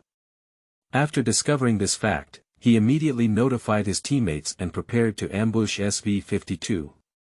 In front of SV-52, which is flying at high speed, is an area located at the edge of Jupiter's shadow. Here, the radiance scattered by the sun cannot illuminate the void ahead for any reason. According to common sense, as long as you enter this area, He-Ming should be able to use the high maneuverability of SV-52 to escape the pursuit from the rear. Who could have thought of this? He believed even more that as the Galatians living in space and wandering around the galaxy, they could also think of it. Even more, they could imagine that the means they could use were far more numerous and more skilled than the human beings who had just left the gravitational environment and were able to gallop through this void battlefield with some special means. Right here. The killing intent remains incredibly clear. In the pitch-black planetary shadows, there is endless darkness, ominous darkness. Even so, He-Ming still drove the SV-52 with a calm expression and plunged into it. Behind it, the radiance of the charged electron beam rushed in, tearing apart the darkness cast by the planet's shadow. In the radiance of the particles, the figure of SV-52 appeared faintly. It's getting close. It's getting close. The ambush location is right in front of us. The Galati star believes that in the next moment, all he can see is the explosion of the SV-52 being destroyed by his teammates. Buzz. Suddenly, a familiar beam of light burst out from the depths of the darkness, tearing apart the darkness and hitting the unprepared standard combat bag. The terrifying electron beam instantly destroyed the legs of the standard combat bag, and the remaining energy spread recklessly along the body of the standard combat bag all the way to the body. Boom! Boom! The raging energy not only destroyed the electronic instruments inside the standard combat bag, but also triggered an explosion. The debris of electronic instruments splattered everywhere like sharp blades, piercing into the body of the Galatians. The crimson liquid surged out of the wound, rolling in all directions, and eventually collided with floating fragments or the inner wall, splashing red flowers. It seems that even if this Girardian person doesn't die, they are still completely disabled. On the other hand, in the darkness, when SV-52 reappeared, it was in humanoid form, dragging the upper half of another standard battle bag with its left hand, which was the part where the electron beam gun was located. Looking at the standard type of battle bag emitting bursts of electric sparks all over his body, He-Ming slowly breathed a sigh.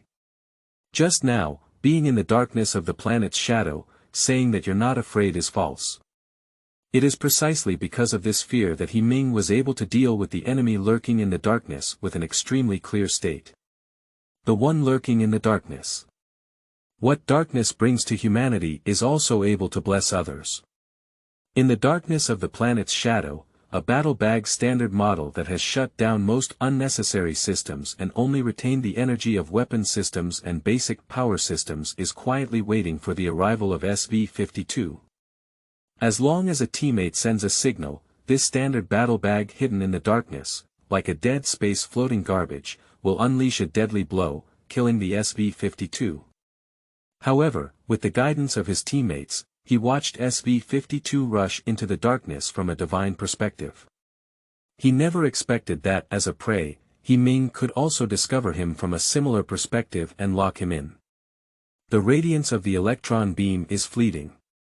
Every time SV-52 is passed, the next second it is illuminated is the opportunity for SV-52 to maneuver rapidly. But He-Ming did not take advantage of this opportunity early on. Because he knew that the battle lurking in the darkness did not immediately launch an attack. I believe the other party is also waiting for SV-52 to enter the maximum lethal range of the electron beam cannon, and then strike SV-52 with a decisive blow. I don't want to, that's also the case with He-Ming. Treat others in their own way.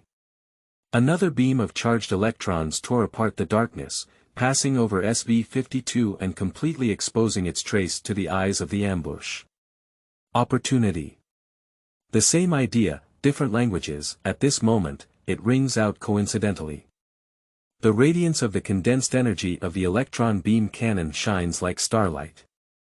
The body of SV-52 suddenly transformed as the fleeting radiance was engulfed by darkness. The output of the thermonuclear engine instantly increased to its maximum, and the surging power forcefully lifted the SV-52, which had been transformed into G form, from its original height by nearly 100 meters. Buzz. The instant pull-up maneuver of SV-52 widened the eyes of the ambush, and with a stunned expression, it was an instinctive action to compensate for the attack. With the standard start engine of the ambush's battle bag, the medium-caliber electron beam gun it fired also raised its muzzle.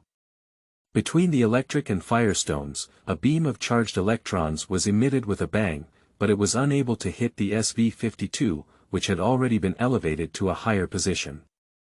Coincidentally, although the beam of charged electrons did not hit SV-52, it unexpectedly hit the teammate who guided it to ambush SV-52.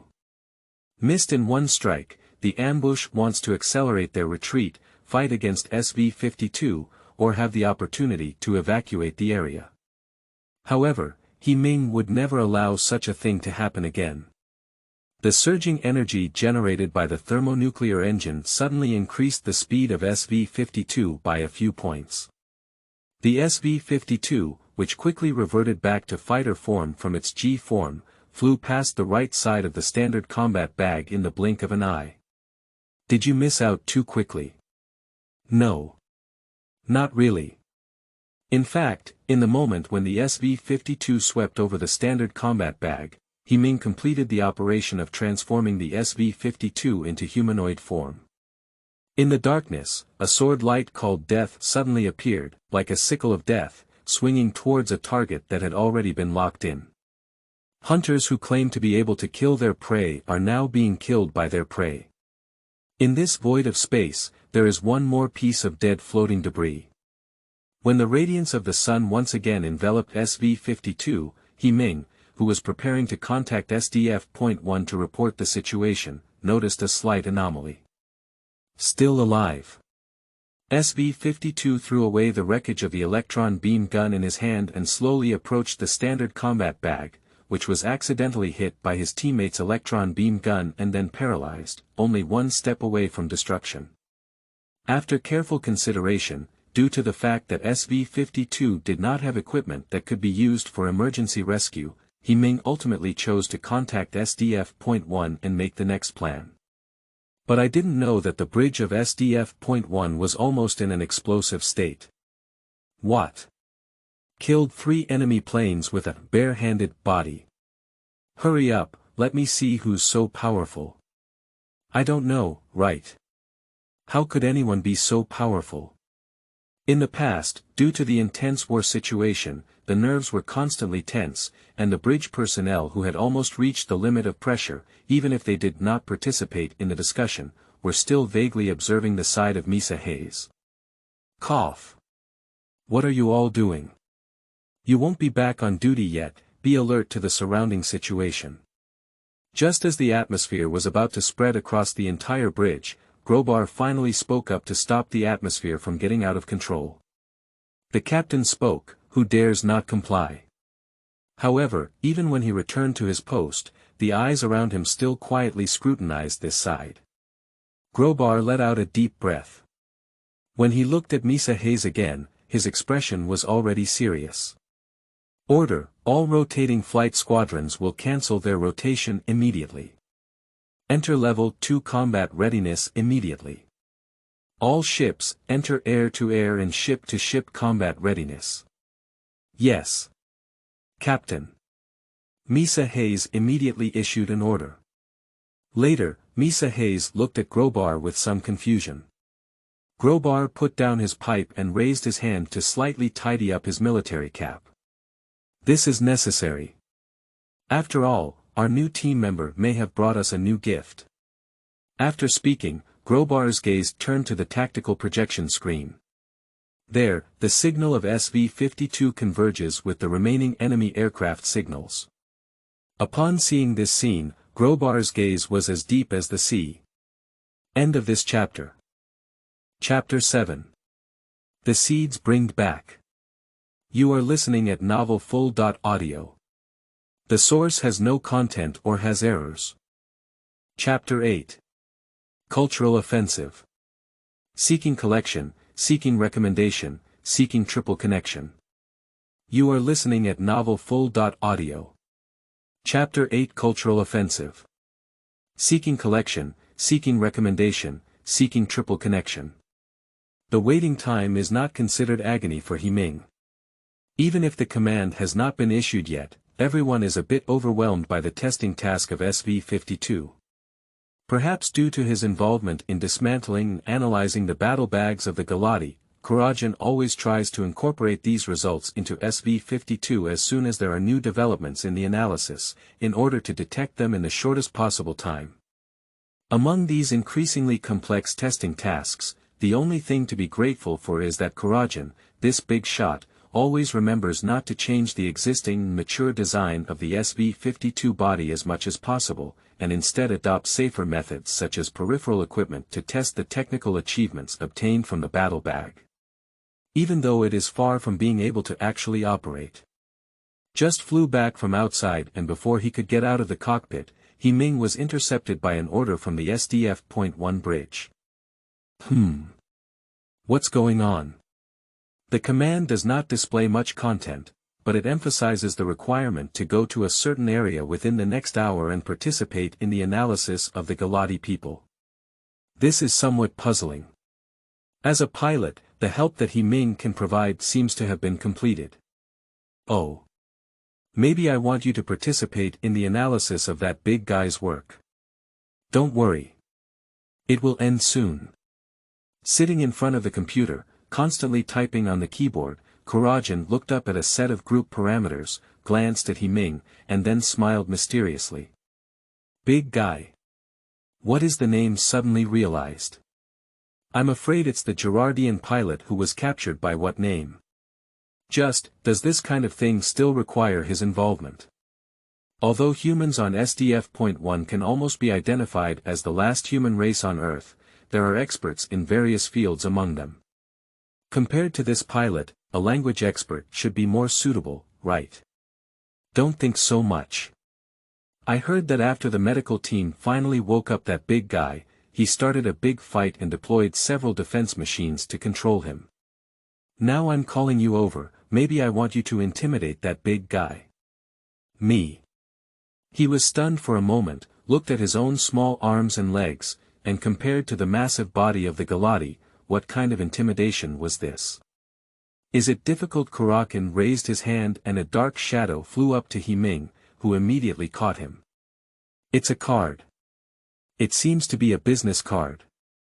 The above meaning should be to have you drive SV-52 to participate in this mission. Additionally, you need to go to a place and pick up someone. Don't worry. The cockpit of SV-52 is for 2 people. The recently returned SV-52 slid into space again, and after communicating with the bridge, He-Ming effortlessly piloted the SV-52 to the other side of the SDF.1 route. This is a fairly easy task. According to the results obtained from communication with the bridge, He-Ming was just driving the SV-52 as a background board this time. The specific matters are still the responsibility of the experts and guests. Just, who are the so-called guests? Surprisingly, who would personally go to greet me? Isn't it more convenient to pick up and drop off from within the SDF.1 ship? Thinking of all sorts of things in his mind, He-Ming's SV-52 flew around the SDF.1 and slowly approached the destination. SV-52, landing channel 02, distance 200. The route is clear and can land at any time. SV-52, understand. With the engine extinguished, SV-52 was also captured by the fixed mechanism and slowly sent into the 20-gram library. Although it had not stopped yet, He-Ming, who was sitting in the cockpit, noticed that there seemed to be a lot of movement in the 20 Naku. SV-52 calls the tower. What happened in the 3rd Naku? It seems very lively, number 3 Naku. Oh. It's Lin Mingmei conducting a condolence activity in number 3 Naku. Now, it's probably over. Lin Mingmei. He-Ming blinked and finally saw the small stage set up in the corner of number 3 Naku. A large number of United soldiers were waving fluorescent sticks and other things in their hands to call the singer standing on stage.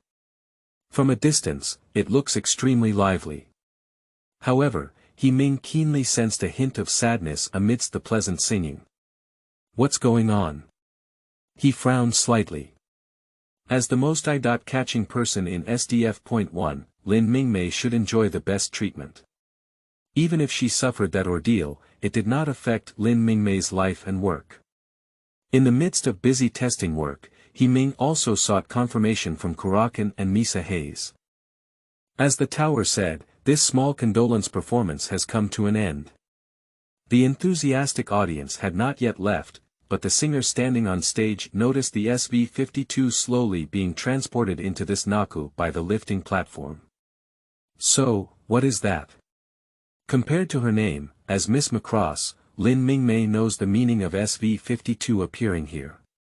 After all, this is the opportunity she has been striving for.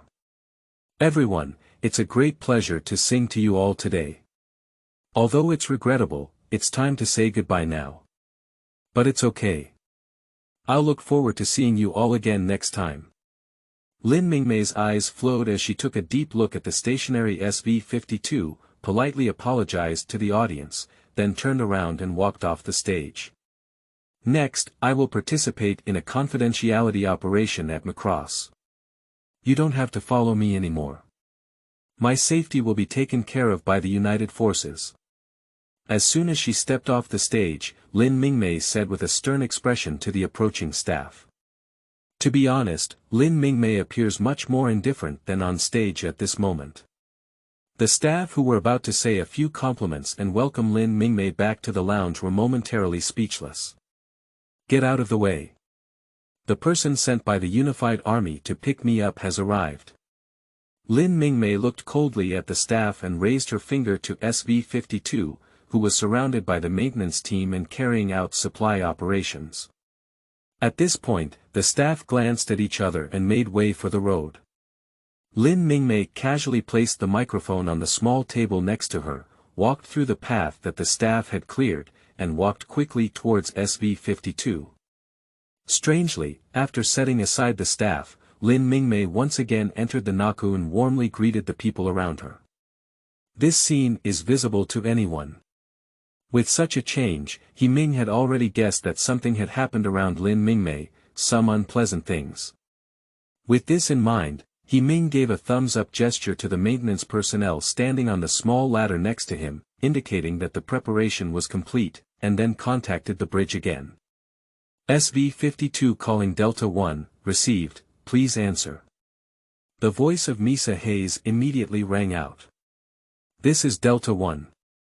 SV-52, please go ahead. He Ming saw that Lin Mingmei had already arrived under SV-52, and with the help of a female member of the preparation team, she changed into a space suit. Received guests.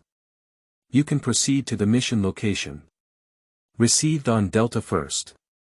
Please pay attention to the time. SV-52 understands. After responding, he disconnected from the bridge. Excuse me, can I sit at the back? At this moment, Lin Mingmei's voice came from behind. He stood up, turned around, and reached out to greet Dao. Welcome very much. It's my honor, beautiful lady. As their eyes met, Lin Mingmei's emotions noticeably rose. He Ming smiled slightly and gently grabbed Lin Mingmei's right hand, carefully welcoming her into the rear driver's seat. This is my first time sitting in the cockpit of a fighter jet. Is there anything to pay attention to? While the female member of the preparation class was fastening her safety button, Lin Mingmei asked softly. Well, as long as you don't touch any buttons or levers casually, it's no different from riding in a car. Lin Mingmei looked at the numerous buttons in front of her and the control levers on both sides in confusion, then nodded in confusion. This is not surprising by any name. After all, when He Ming first boarded the beginner's machine, his expression was similar to that of Lin Mingmei at this moment. All right. You can start any time. After confirming safety again and again, the female preparation team members sent a safety signal to whom. He raised his thumb in response and sent a signal to the tower requesting takeoff. Lin Mingmei, sitting in the rear cockpit, couldn't help but feel an excited anticipation as she watched the members of the maintenance team surrounding SV-52 swiftly move ladders, supplies, and other objects away from the takeoff and landing platform. Especially when she saw the expressions of the staff who wanted to stop her but dared not approach, the corners of her mouth couldn't help but slightly curl up. It seems that the bitterness I have suffered since returning to work has been somewhat relieved at this moment. Amidst the roar and tremors of the movement of the takeoff and landing platform, Lin Mingmei, who had entered space for the first time through this route, couldn't help but focus her attention on the takeoff and landing passage that SV-52 had passed through. On the passage forged from cold steel, there are constantly flashing red warning lights. The flickering red lights did not make Lin Mingmei feel any trace of oppression.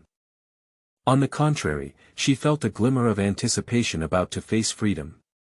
The red light swept over the cockpit, casting a layer of uncertain red light over the driver's seat in front of Lin Mingmei. Lin Mingmei moved her lips, wanting to call out to the person sitting in the driver's seat in front. Unexpectedly, the takeoff and landing platform reached its end. The SV-52 carrying He Ming and Lin Mingmei has completely entered space at this moment. Under the stars, massive human space battleships are slowly sailing along Jupiter's far Earth orbit. Radiant starlight, the vast Jupiter in the distance, all the spectacular scenes that Lin Mingmei had never witnessed so closely before were simply stunning. Sit still. We're about to take off now. The reminder from He Ming prompted Lin Mingmei to quickly grab the armrest in front and then speak up. I'm ready. If there's anything uncomfortable, you can say. I'm here. Okay, taking off, entering the scheduled route, there was not much communication along the way. He-Ming seems to be focused on driving the aircraft, but in reality, he is paying attention to the movements coming from behind. Now it seems that Lin Mingmei is paying more attention to SDF-1 and Jupiter in the distance. SV-52 glided lightly into space and, under the deliberate control of He-Ming, slowed down slightly, leaving more viewing time for Lin Mingmei.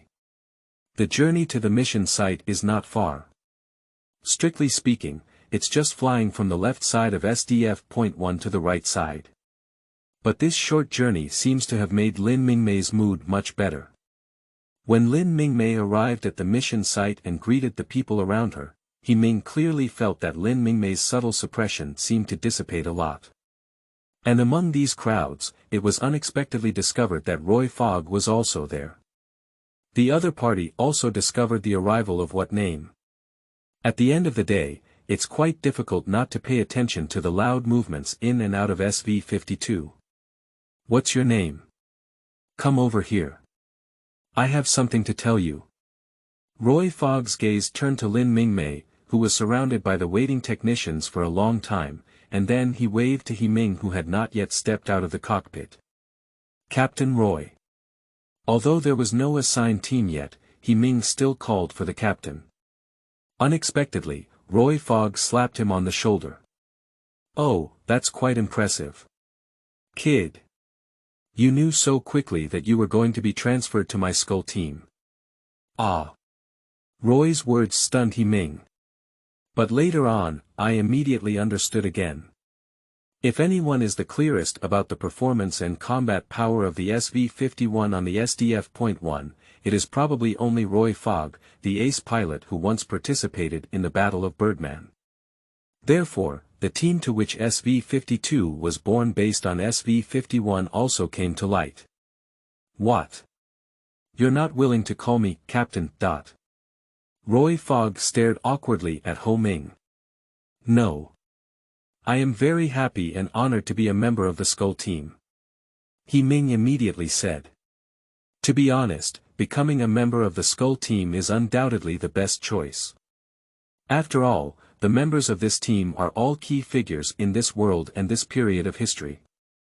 Walking with them is always easier than going it alone. Well, we'll talk about the Skull team later. Next, your task is to protect Lin Mingmei. In the humanoid form of SV-52. Has there been any situation? Lin Mingmei is not a fighter. He looked at Lin Mingmei, who was flipping through materials, with some confusion. Roy Fogg touched his head and pulled Ho-Ming to the corner. Since you have become a pilot of SV-52, how much do you know about its predecessor's deeds? Birdman. He only uttered one word, which made Roy Fogg understand how much he knew. Well, since you know about the Birdman, I won't say much, nor will I pursue where you learned from. After all, this situation is already present, and pursuing too much is meaningless. Roy Fogg waved his hand and immediately announced the next action. After you captured that big guy, the expert team on SDF-1 conducted some research on him. The current result is that he seems to have the same biological organs, tissues as us humans, and even to some extent, they do not have any meaningful reproductive isolation from us. He nodded silently. The expert group on SDF-1 does indeed have a few brushes.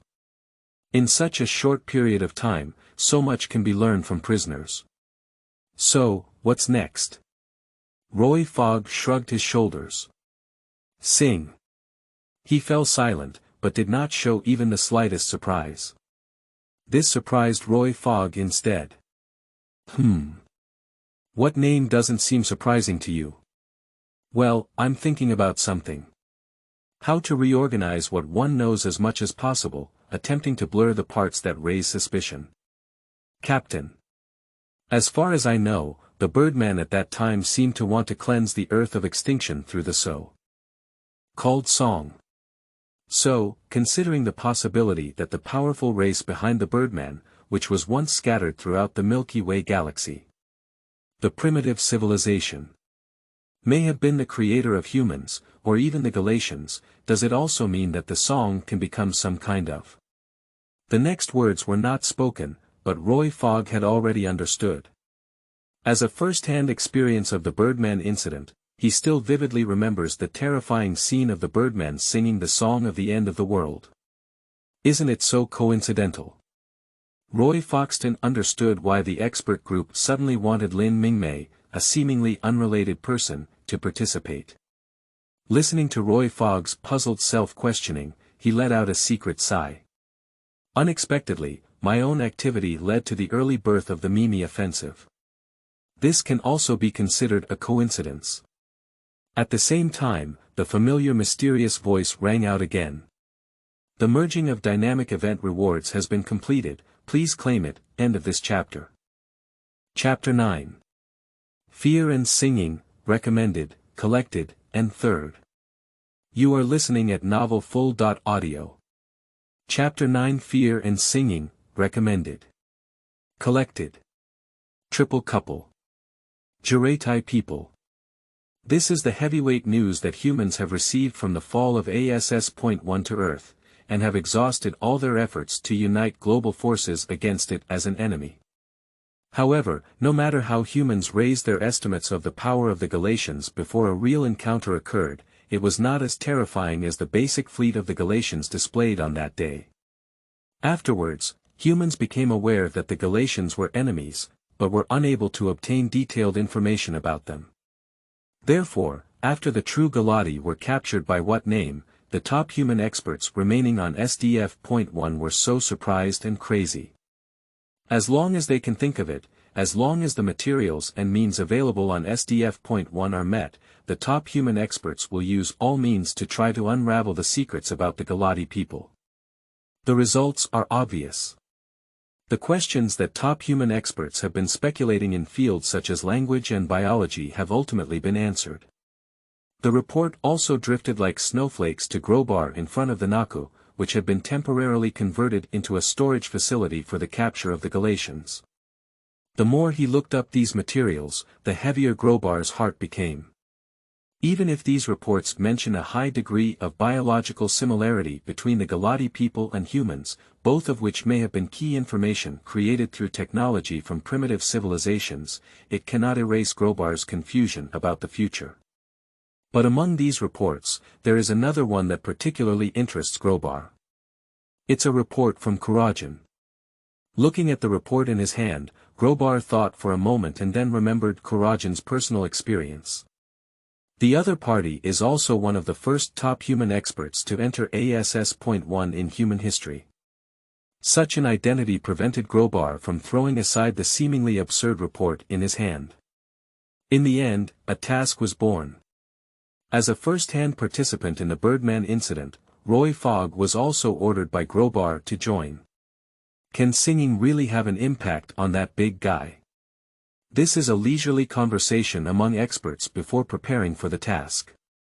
There is currently no relevant data to support it. However, if the other party has a biological body highly similar to ours, it may also have some credibility. That's true. After trying to analyze the other person's language system, I found that their living environment doesn't seem as beautiful as we imagined. This is a phenomenon that linguists have discovered through their observations over the past few days, that the people of the planet of Najarati are afraid of the supplies and even medical supplies delivered by the medical team. Are you saying he's afraid of us? Upon hearing these conversations, Roy Fogg couldn't help but ask. Well, it's possible. We can't decipher the alien language used by the prisoners at the moment, but from his expression and gaze, it seems that he's really afraid of our things. Don't you think it's ridiculous? The terrifying enemy who forces us to flee around the solar system is actually afraid of our things. Human experts glanced at each other and laughed loudly. However, there was a hint of sadness and anger in the laughter. What the hell is this? Surprisingly, while driving humanity to the brink of extinction, they are also afraid of human things. Roy Locke is no exception. SV-52, transformed into a humanoid form, slowly walked over from one side. And in its palm, Lin Mingmei, dressed in a spacesuit, was there. What's the name? Next, you must ensure Lin Mingmei's personal safety. Roy Fogg's voice came from the communication channel. Understood. Captain. Even if Roy Fogg doesn't mention it, He Ming is very attentive to this point. What name's gaze lifted and looked ahead. Not far away, it is the location of the Gujarati Star Man. At this moment, the Galati people are already firmly bound and unable to move at all. What can be seen from the dark green face of the Galati people, a hint of fear, an alien language constantly comes from their mouths. Percent. Amp. %% asterisk, watching SV-52 slowly approaching, holding Lin Mingmei in both hands, the face of the captured Gujarati Star Man began to fluctuate. The expression of fear became increasingly evident and intense. If the binding band is not strong enough and solid enough, perhaps the other party has already broken free from the constraint. SV-52 stopped. A voice of what name followed from inside. Lin Mingmei, is this distance okay? Lin Mingmei held onto the huge fingers of SV-52 with both hands, looked left and right, and finally landed on the fearful face of the captured Gujarati Star Man. The fear exhibited by the other party is also Lin Mingmei's fear. Compared to the vast majority of people present, this is the first time Lin Mingmei has had close contact with the Galati people. A massive body, a ferocious face, this made Lin Mingmei unavoidably afraid. Don't worry. I'm here. Perhaps to appease Lin Mingmei, the voice of He Ming rang out again. Lin Mingmei turned her head and looked at SV-52. The sturdy armor made it impossible for Lin Mingmei to see her face, but it brought a sense of security to her. Yeah. He Ming is piloting this shape-shifting fighter jet, protecting himself. I know. I heard that you not only eliminated the enemy with one enemy and 3 enemies before, but also captured this big guy. Lin Mingmei smiled and raised her finger to point to the captured Gujarati Star Man, then waved her small fist to cheer herself up. If you were here, I wouldn't be afraid of anything. After all, what I should be afraid of is this alien captive. Indeed. The other party seems to recognize SV-52. The visible fear quickly occupied the faces of the Gujarati Star captives, and even showed signs of struggle. Medical class, prepare to inject sedatives. No. Wait a moment. Roy Fogg was afraid of an accident and quickly ordered the medical team to inject sedatives into the prisoners. Of course. These sedatives are specially formulated according to the vital signs of the Galatians. Once injected, the captives of the Galati people will fall into a deep sleep within a few minutes. But in this way, the experiment will be declared a failure. Experts have their own opinions on this point. Captain Roy. The prisoners' emotions are fluctuating greatly at the moment, and it is an opportunity to test whether our conjecture is feasible. Roy Fogg frowned. He doesn't want to take too much risk. After all, Lin Mingmei's significance for SDF.1 is immeasurable. Captain. I will protect Lin Mingmei. Don't worry. At the moment, there will be fluctuations in this prisoner, probably because he recognized SV-52 and only recognized me.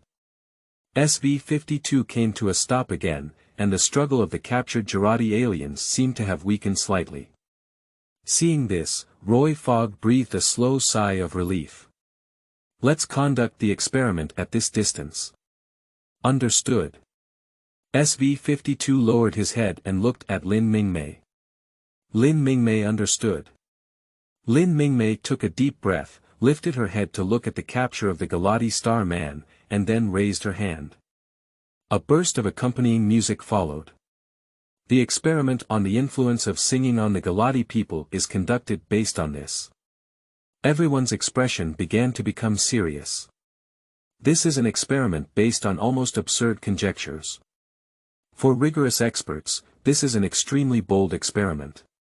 With the sound of Lin Mingmei's singing, the Girardian captives who looked at SV-52 with fear finally noticed the small figure held in SV-52's palm. Lin Mingmei's presence.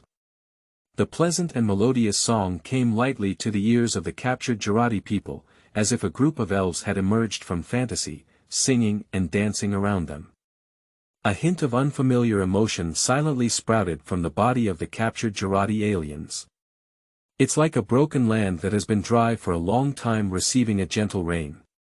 The expression on the prisoner's face was actually an increasingly intense fear. Roar. A roar erupted from the mouth of the Galati Star Man, frightening Lin Mingmei to stop singing. Don't be afraid.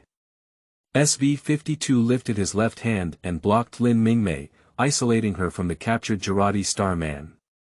Lin Mingmei looked at the steel palm blocking in front and slowly turned her head to look at SV-52, where the cockpit was located, shaking her head slightly. I'm fine. Keep going. Okay. Don't worry. I'm right here. The song once again came from behind SV-52's left hand, once again causing intense struggle among the captives of the Galati people. Roy Fogg clenched his hands tightly and gritted his teeth as he watched everything happen. He can see it now.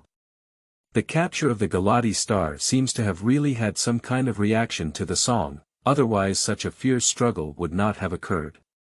Even if SV-52 stands in front of them, it wouldn't be like this. Ah! Suddenly, a scream came, and it turned out that the captive of the Girardi Star had fainted. This left experts in shock and quickly approached to investigate, either using various data obtained from sensors to calculate what had just occurred within the human body of the planet Girardi, or boldly jumping up and down stairs to examine the vital signs of the people at close range. The brainwave display shows that the fluctuation level of the brainwave generated by the presence of SV-52 is far less than that brought about by Lin Mingmei's singing. The fluctuation amplitude of the latter is several times that of the former. Experts, one by one, I continuously summarize new findings and then concentrate on analysis. After a busy schedule, most people instinctively forget the existence of SV-52. Is this considered the end? The fainting of the captured Girardi Star made Lin Mingmei stop singing again. Well, probably. He withdrew his gaze and said softly. I'll take you to the other side for a rest. Okay. Please do it. Although this experiment brought a hint of fear to Lin Mingmei at the beginning, under the protection of He Ming driving the SV-52, this fear was not as terrifying. On the contrary, as she sang, the fear that made her feel scared quietly disappeared. Returning to the rest area on the side, He Ming first lowered Lin Mingmei, then asked her to retreat a distance, and at the same time, changed the SV-52 from humanoid form to G form before walking down from the cockpit.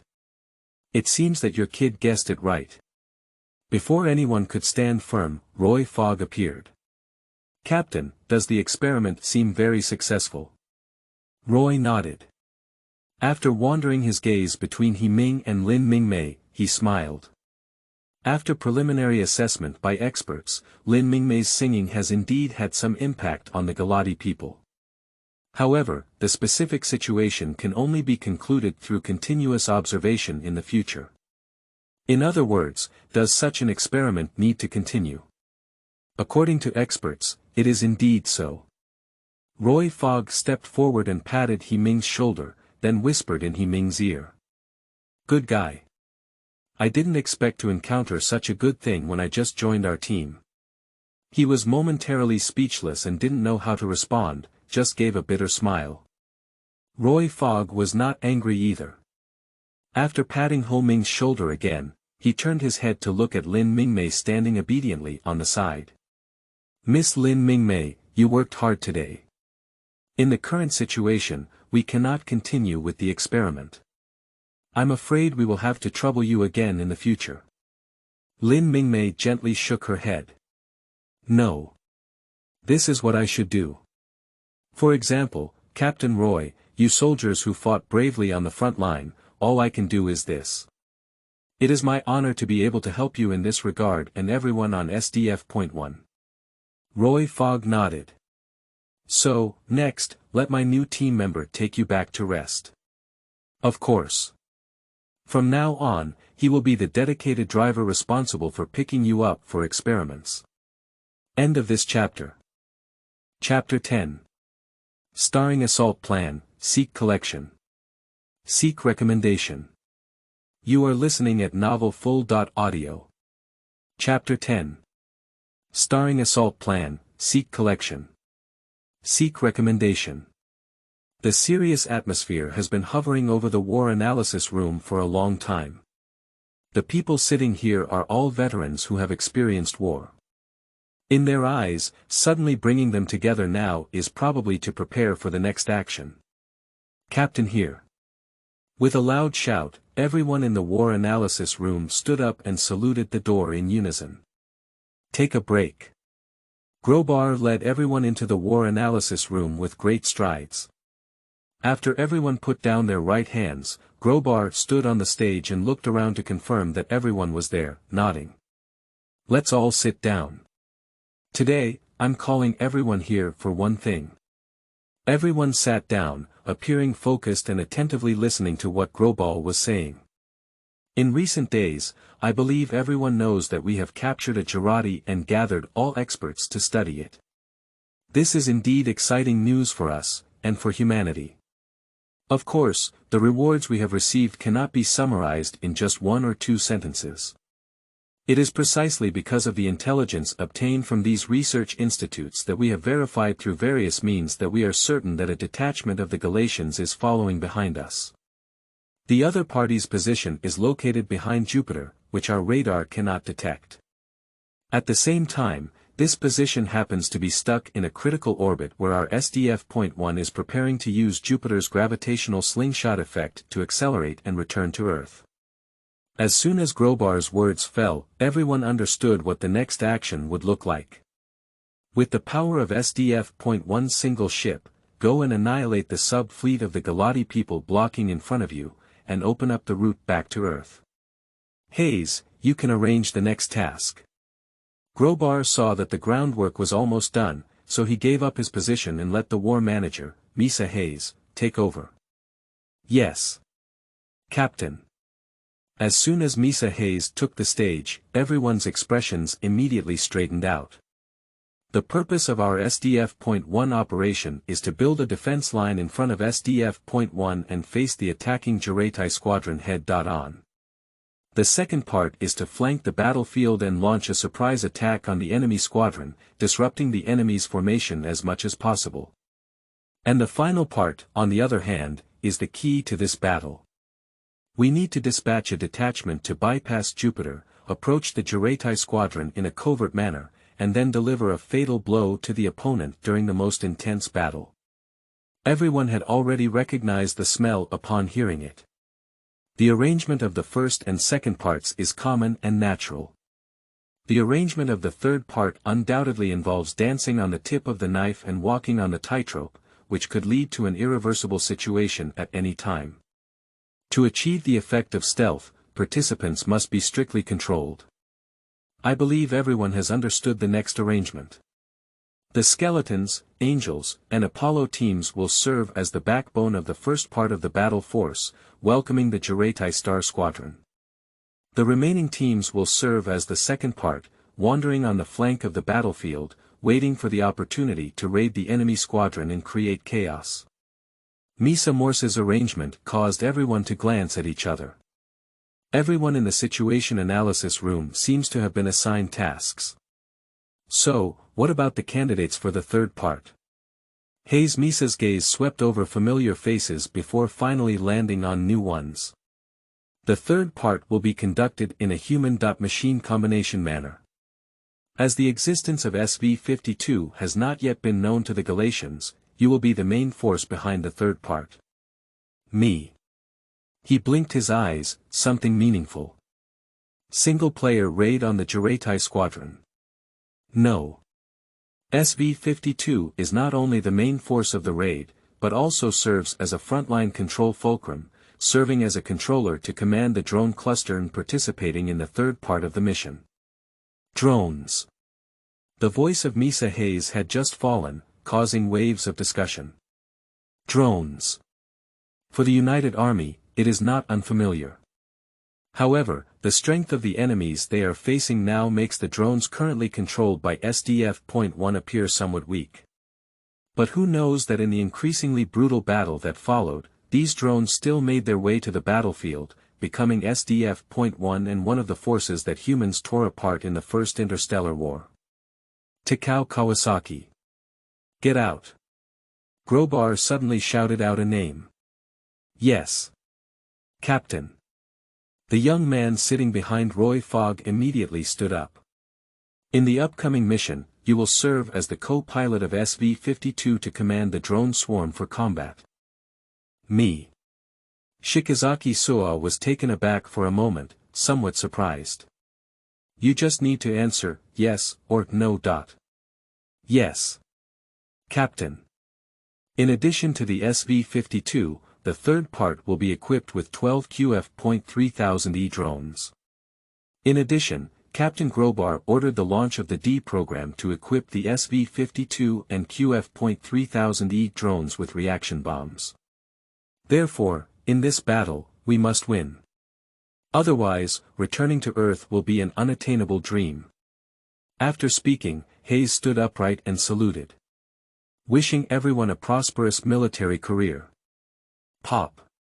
All pilots stand up and salute. There is not much time left for everyone. After confirming the reliability of the intelligence, all SDF-1 personnel were mobilized. Whether it's the bridge, various production lines, or Naku, they are all immersed in the busyness before the war.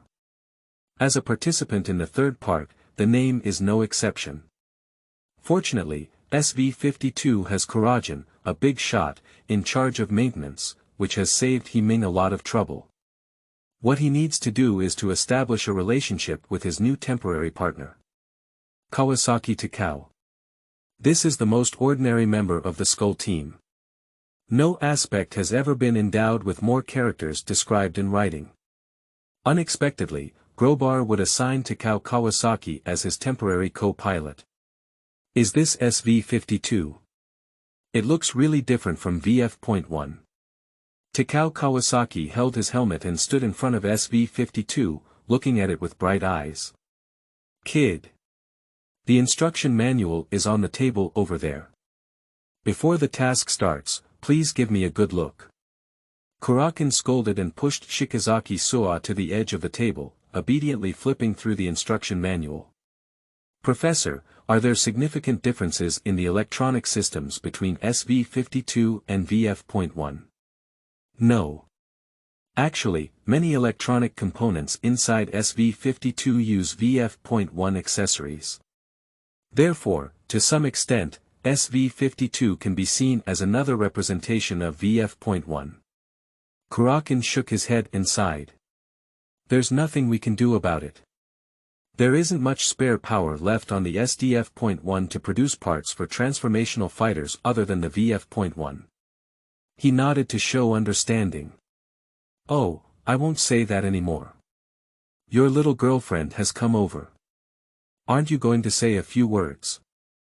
Kuragin suddenly blinked awkwardly and raised his finger not far away. He remained silent for a moment and took out the business card that Kuragin had given him before. Kuragin glanced and showed a look that you understand. He couldn't help but sigh. Professor, did you know early on? Kuragin shrugged his shoulders. I'm not the first one to know. But it's similar. After all, when you and Lin Mingmei walked out of that area together, so when the news came, just pay a little attention and you'll know that Lin Mingmei's cousin had died under a stray bullet. He shook his head and turned towards Lin Mingmei. Are you going to attack now? Lin Mingmei looked carefully at SV-52 behind Himing and asked. The task has already been assigned. I will launch an attack later. After some thought, Himing raised his hand and handed the business card to Lin Mingmei. What is this? Lin Ming looked at the business card in He Ming's hand with beautiful wonder. Well, it might be helpful to you. I'm not quite sure about the specifics either. The information displayed on the business card seems to be that of a professional broker. Well, from the name, she should be a female agent. I don't know how Kuragin got to know each other and what his name is. But since the other party can come up with it, it should be helpful. Lin Mingmei took the business card, glanced at it briefly, then lifted her head and looked carefully at the name. Thank you. If possible, I would like to visit this agent with you. Okay. He nodded and prepared to turn around and leave. Unexpectedly, she was grabbed by Lin Mingmei's clothes. I'm waiting for you. Okay. As the red light flickers, the piercing alarms suddenly sounded, all unrelated personnel evacuated from Naku. A pilot dressed neatly in boarded his shape-shifting fighter jet, waiting for the moment of attack. And the members of the maintenance team are also carrying out the final finishing work. Click. At the first moment when the roar of the lifting platform sounded, the mission began. As the lifting platform rose, SV-52 followed closely behind the main force, slowly departing from the Naku towards the deep space. At the moment when the gate closed, He Ming could still see Lin Mingmei standing in the Naku. Delta 1 is calling SV-52. Please reply if you receive it. SV-52 received. Please go ahead. Starting from today, your flight code is Skeleton 77. Please reply if you receive it. Understood. Skeleton 77. Now the first and second troops have taken off. Please confirm the data link connection with QF-3000E again. Delta 1, QF-3000E data link connection is normal. The reactor is in good condition. Kawasaki Soa, who was responsible for drones, quickly responded. Understood. So, transfer the takeoff permission to Skeleton 77. Please pay attention to the takeoff time. After takeoff, the control of the QE-3000E unmanned cluster will be transferred, please pay attention to receiving it at that time. Understood. Skeleton 77, take off. Confirm that QE-3000E has been launched and start self-checking. Behind SV-52, 12 QE-3000E aircraft took off one after another and connected to the network connected to SV-52. As the apparent controller, Soa Kawasaki is busy. However, he did not know. In the dark, there is another controller who is cooperating with his actions to adjust the control of QE-3000E. All QE-3000E self-checks completed. No abnormalities. Start executing tasks now. Dear Master. Intelligent AI Adino is at your service. In the cockpit of SV-52, on the right-hand side of He Ming's, a cube with a surface flowing with faint light completed the data link connection with the drone cluster. And it is precisely the reward mentioned by the mysterious voice. The intelligent cube born from mysterious technology, Adino. Dynamic event update. Defeat the Galati Squadron. End of this chapter.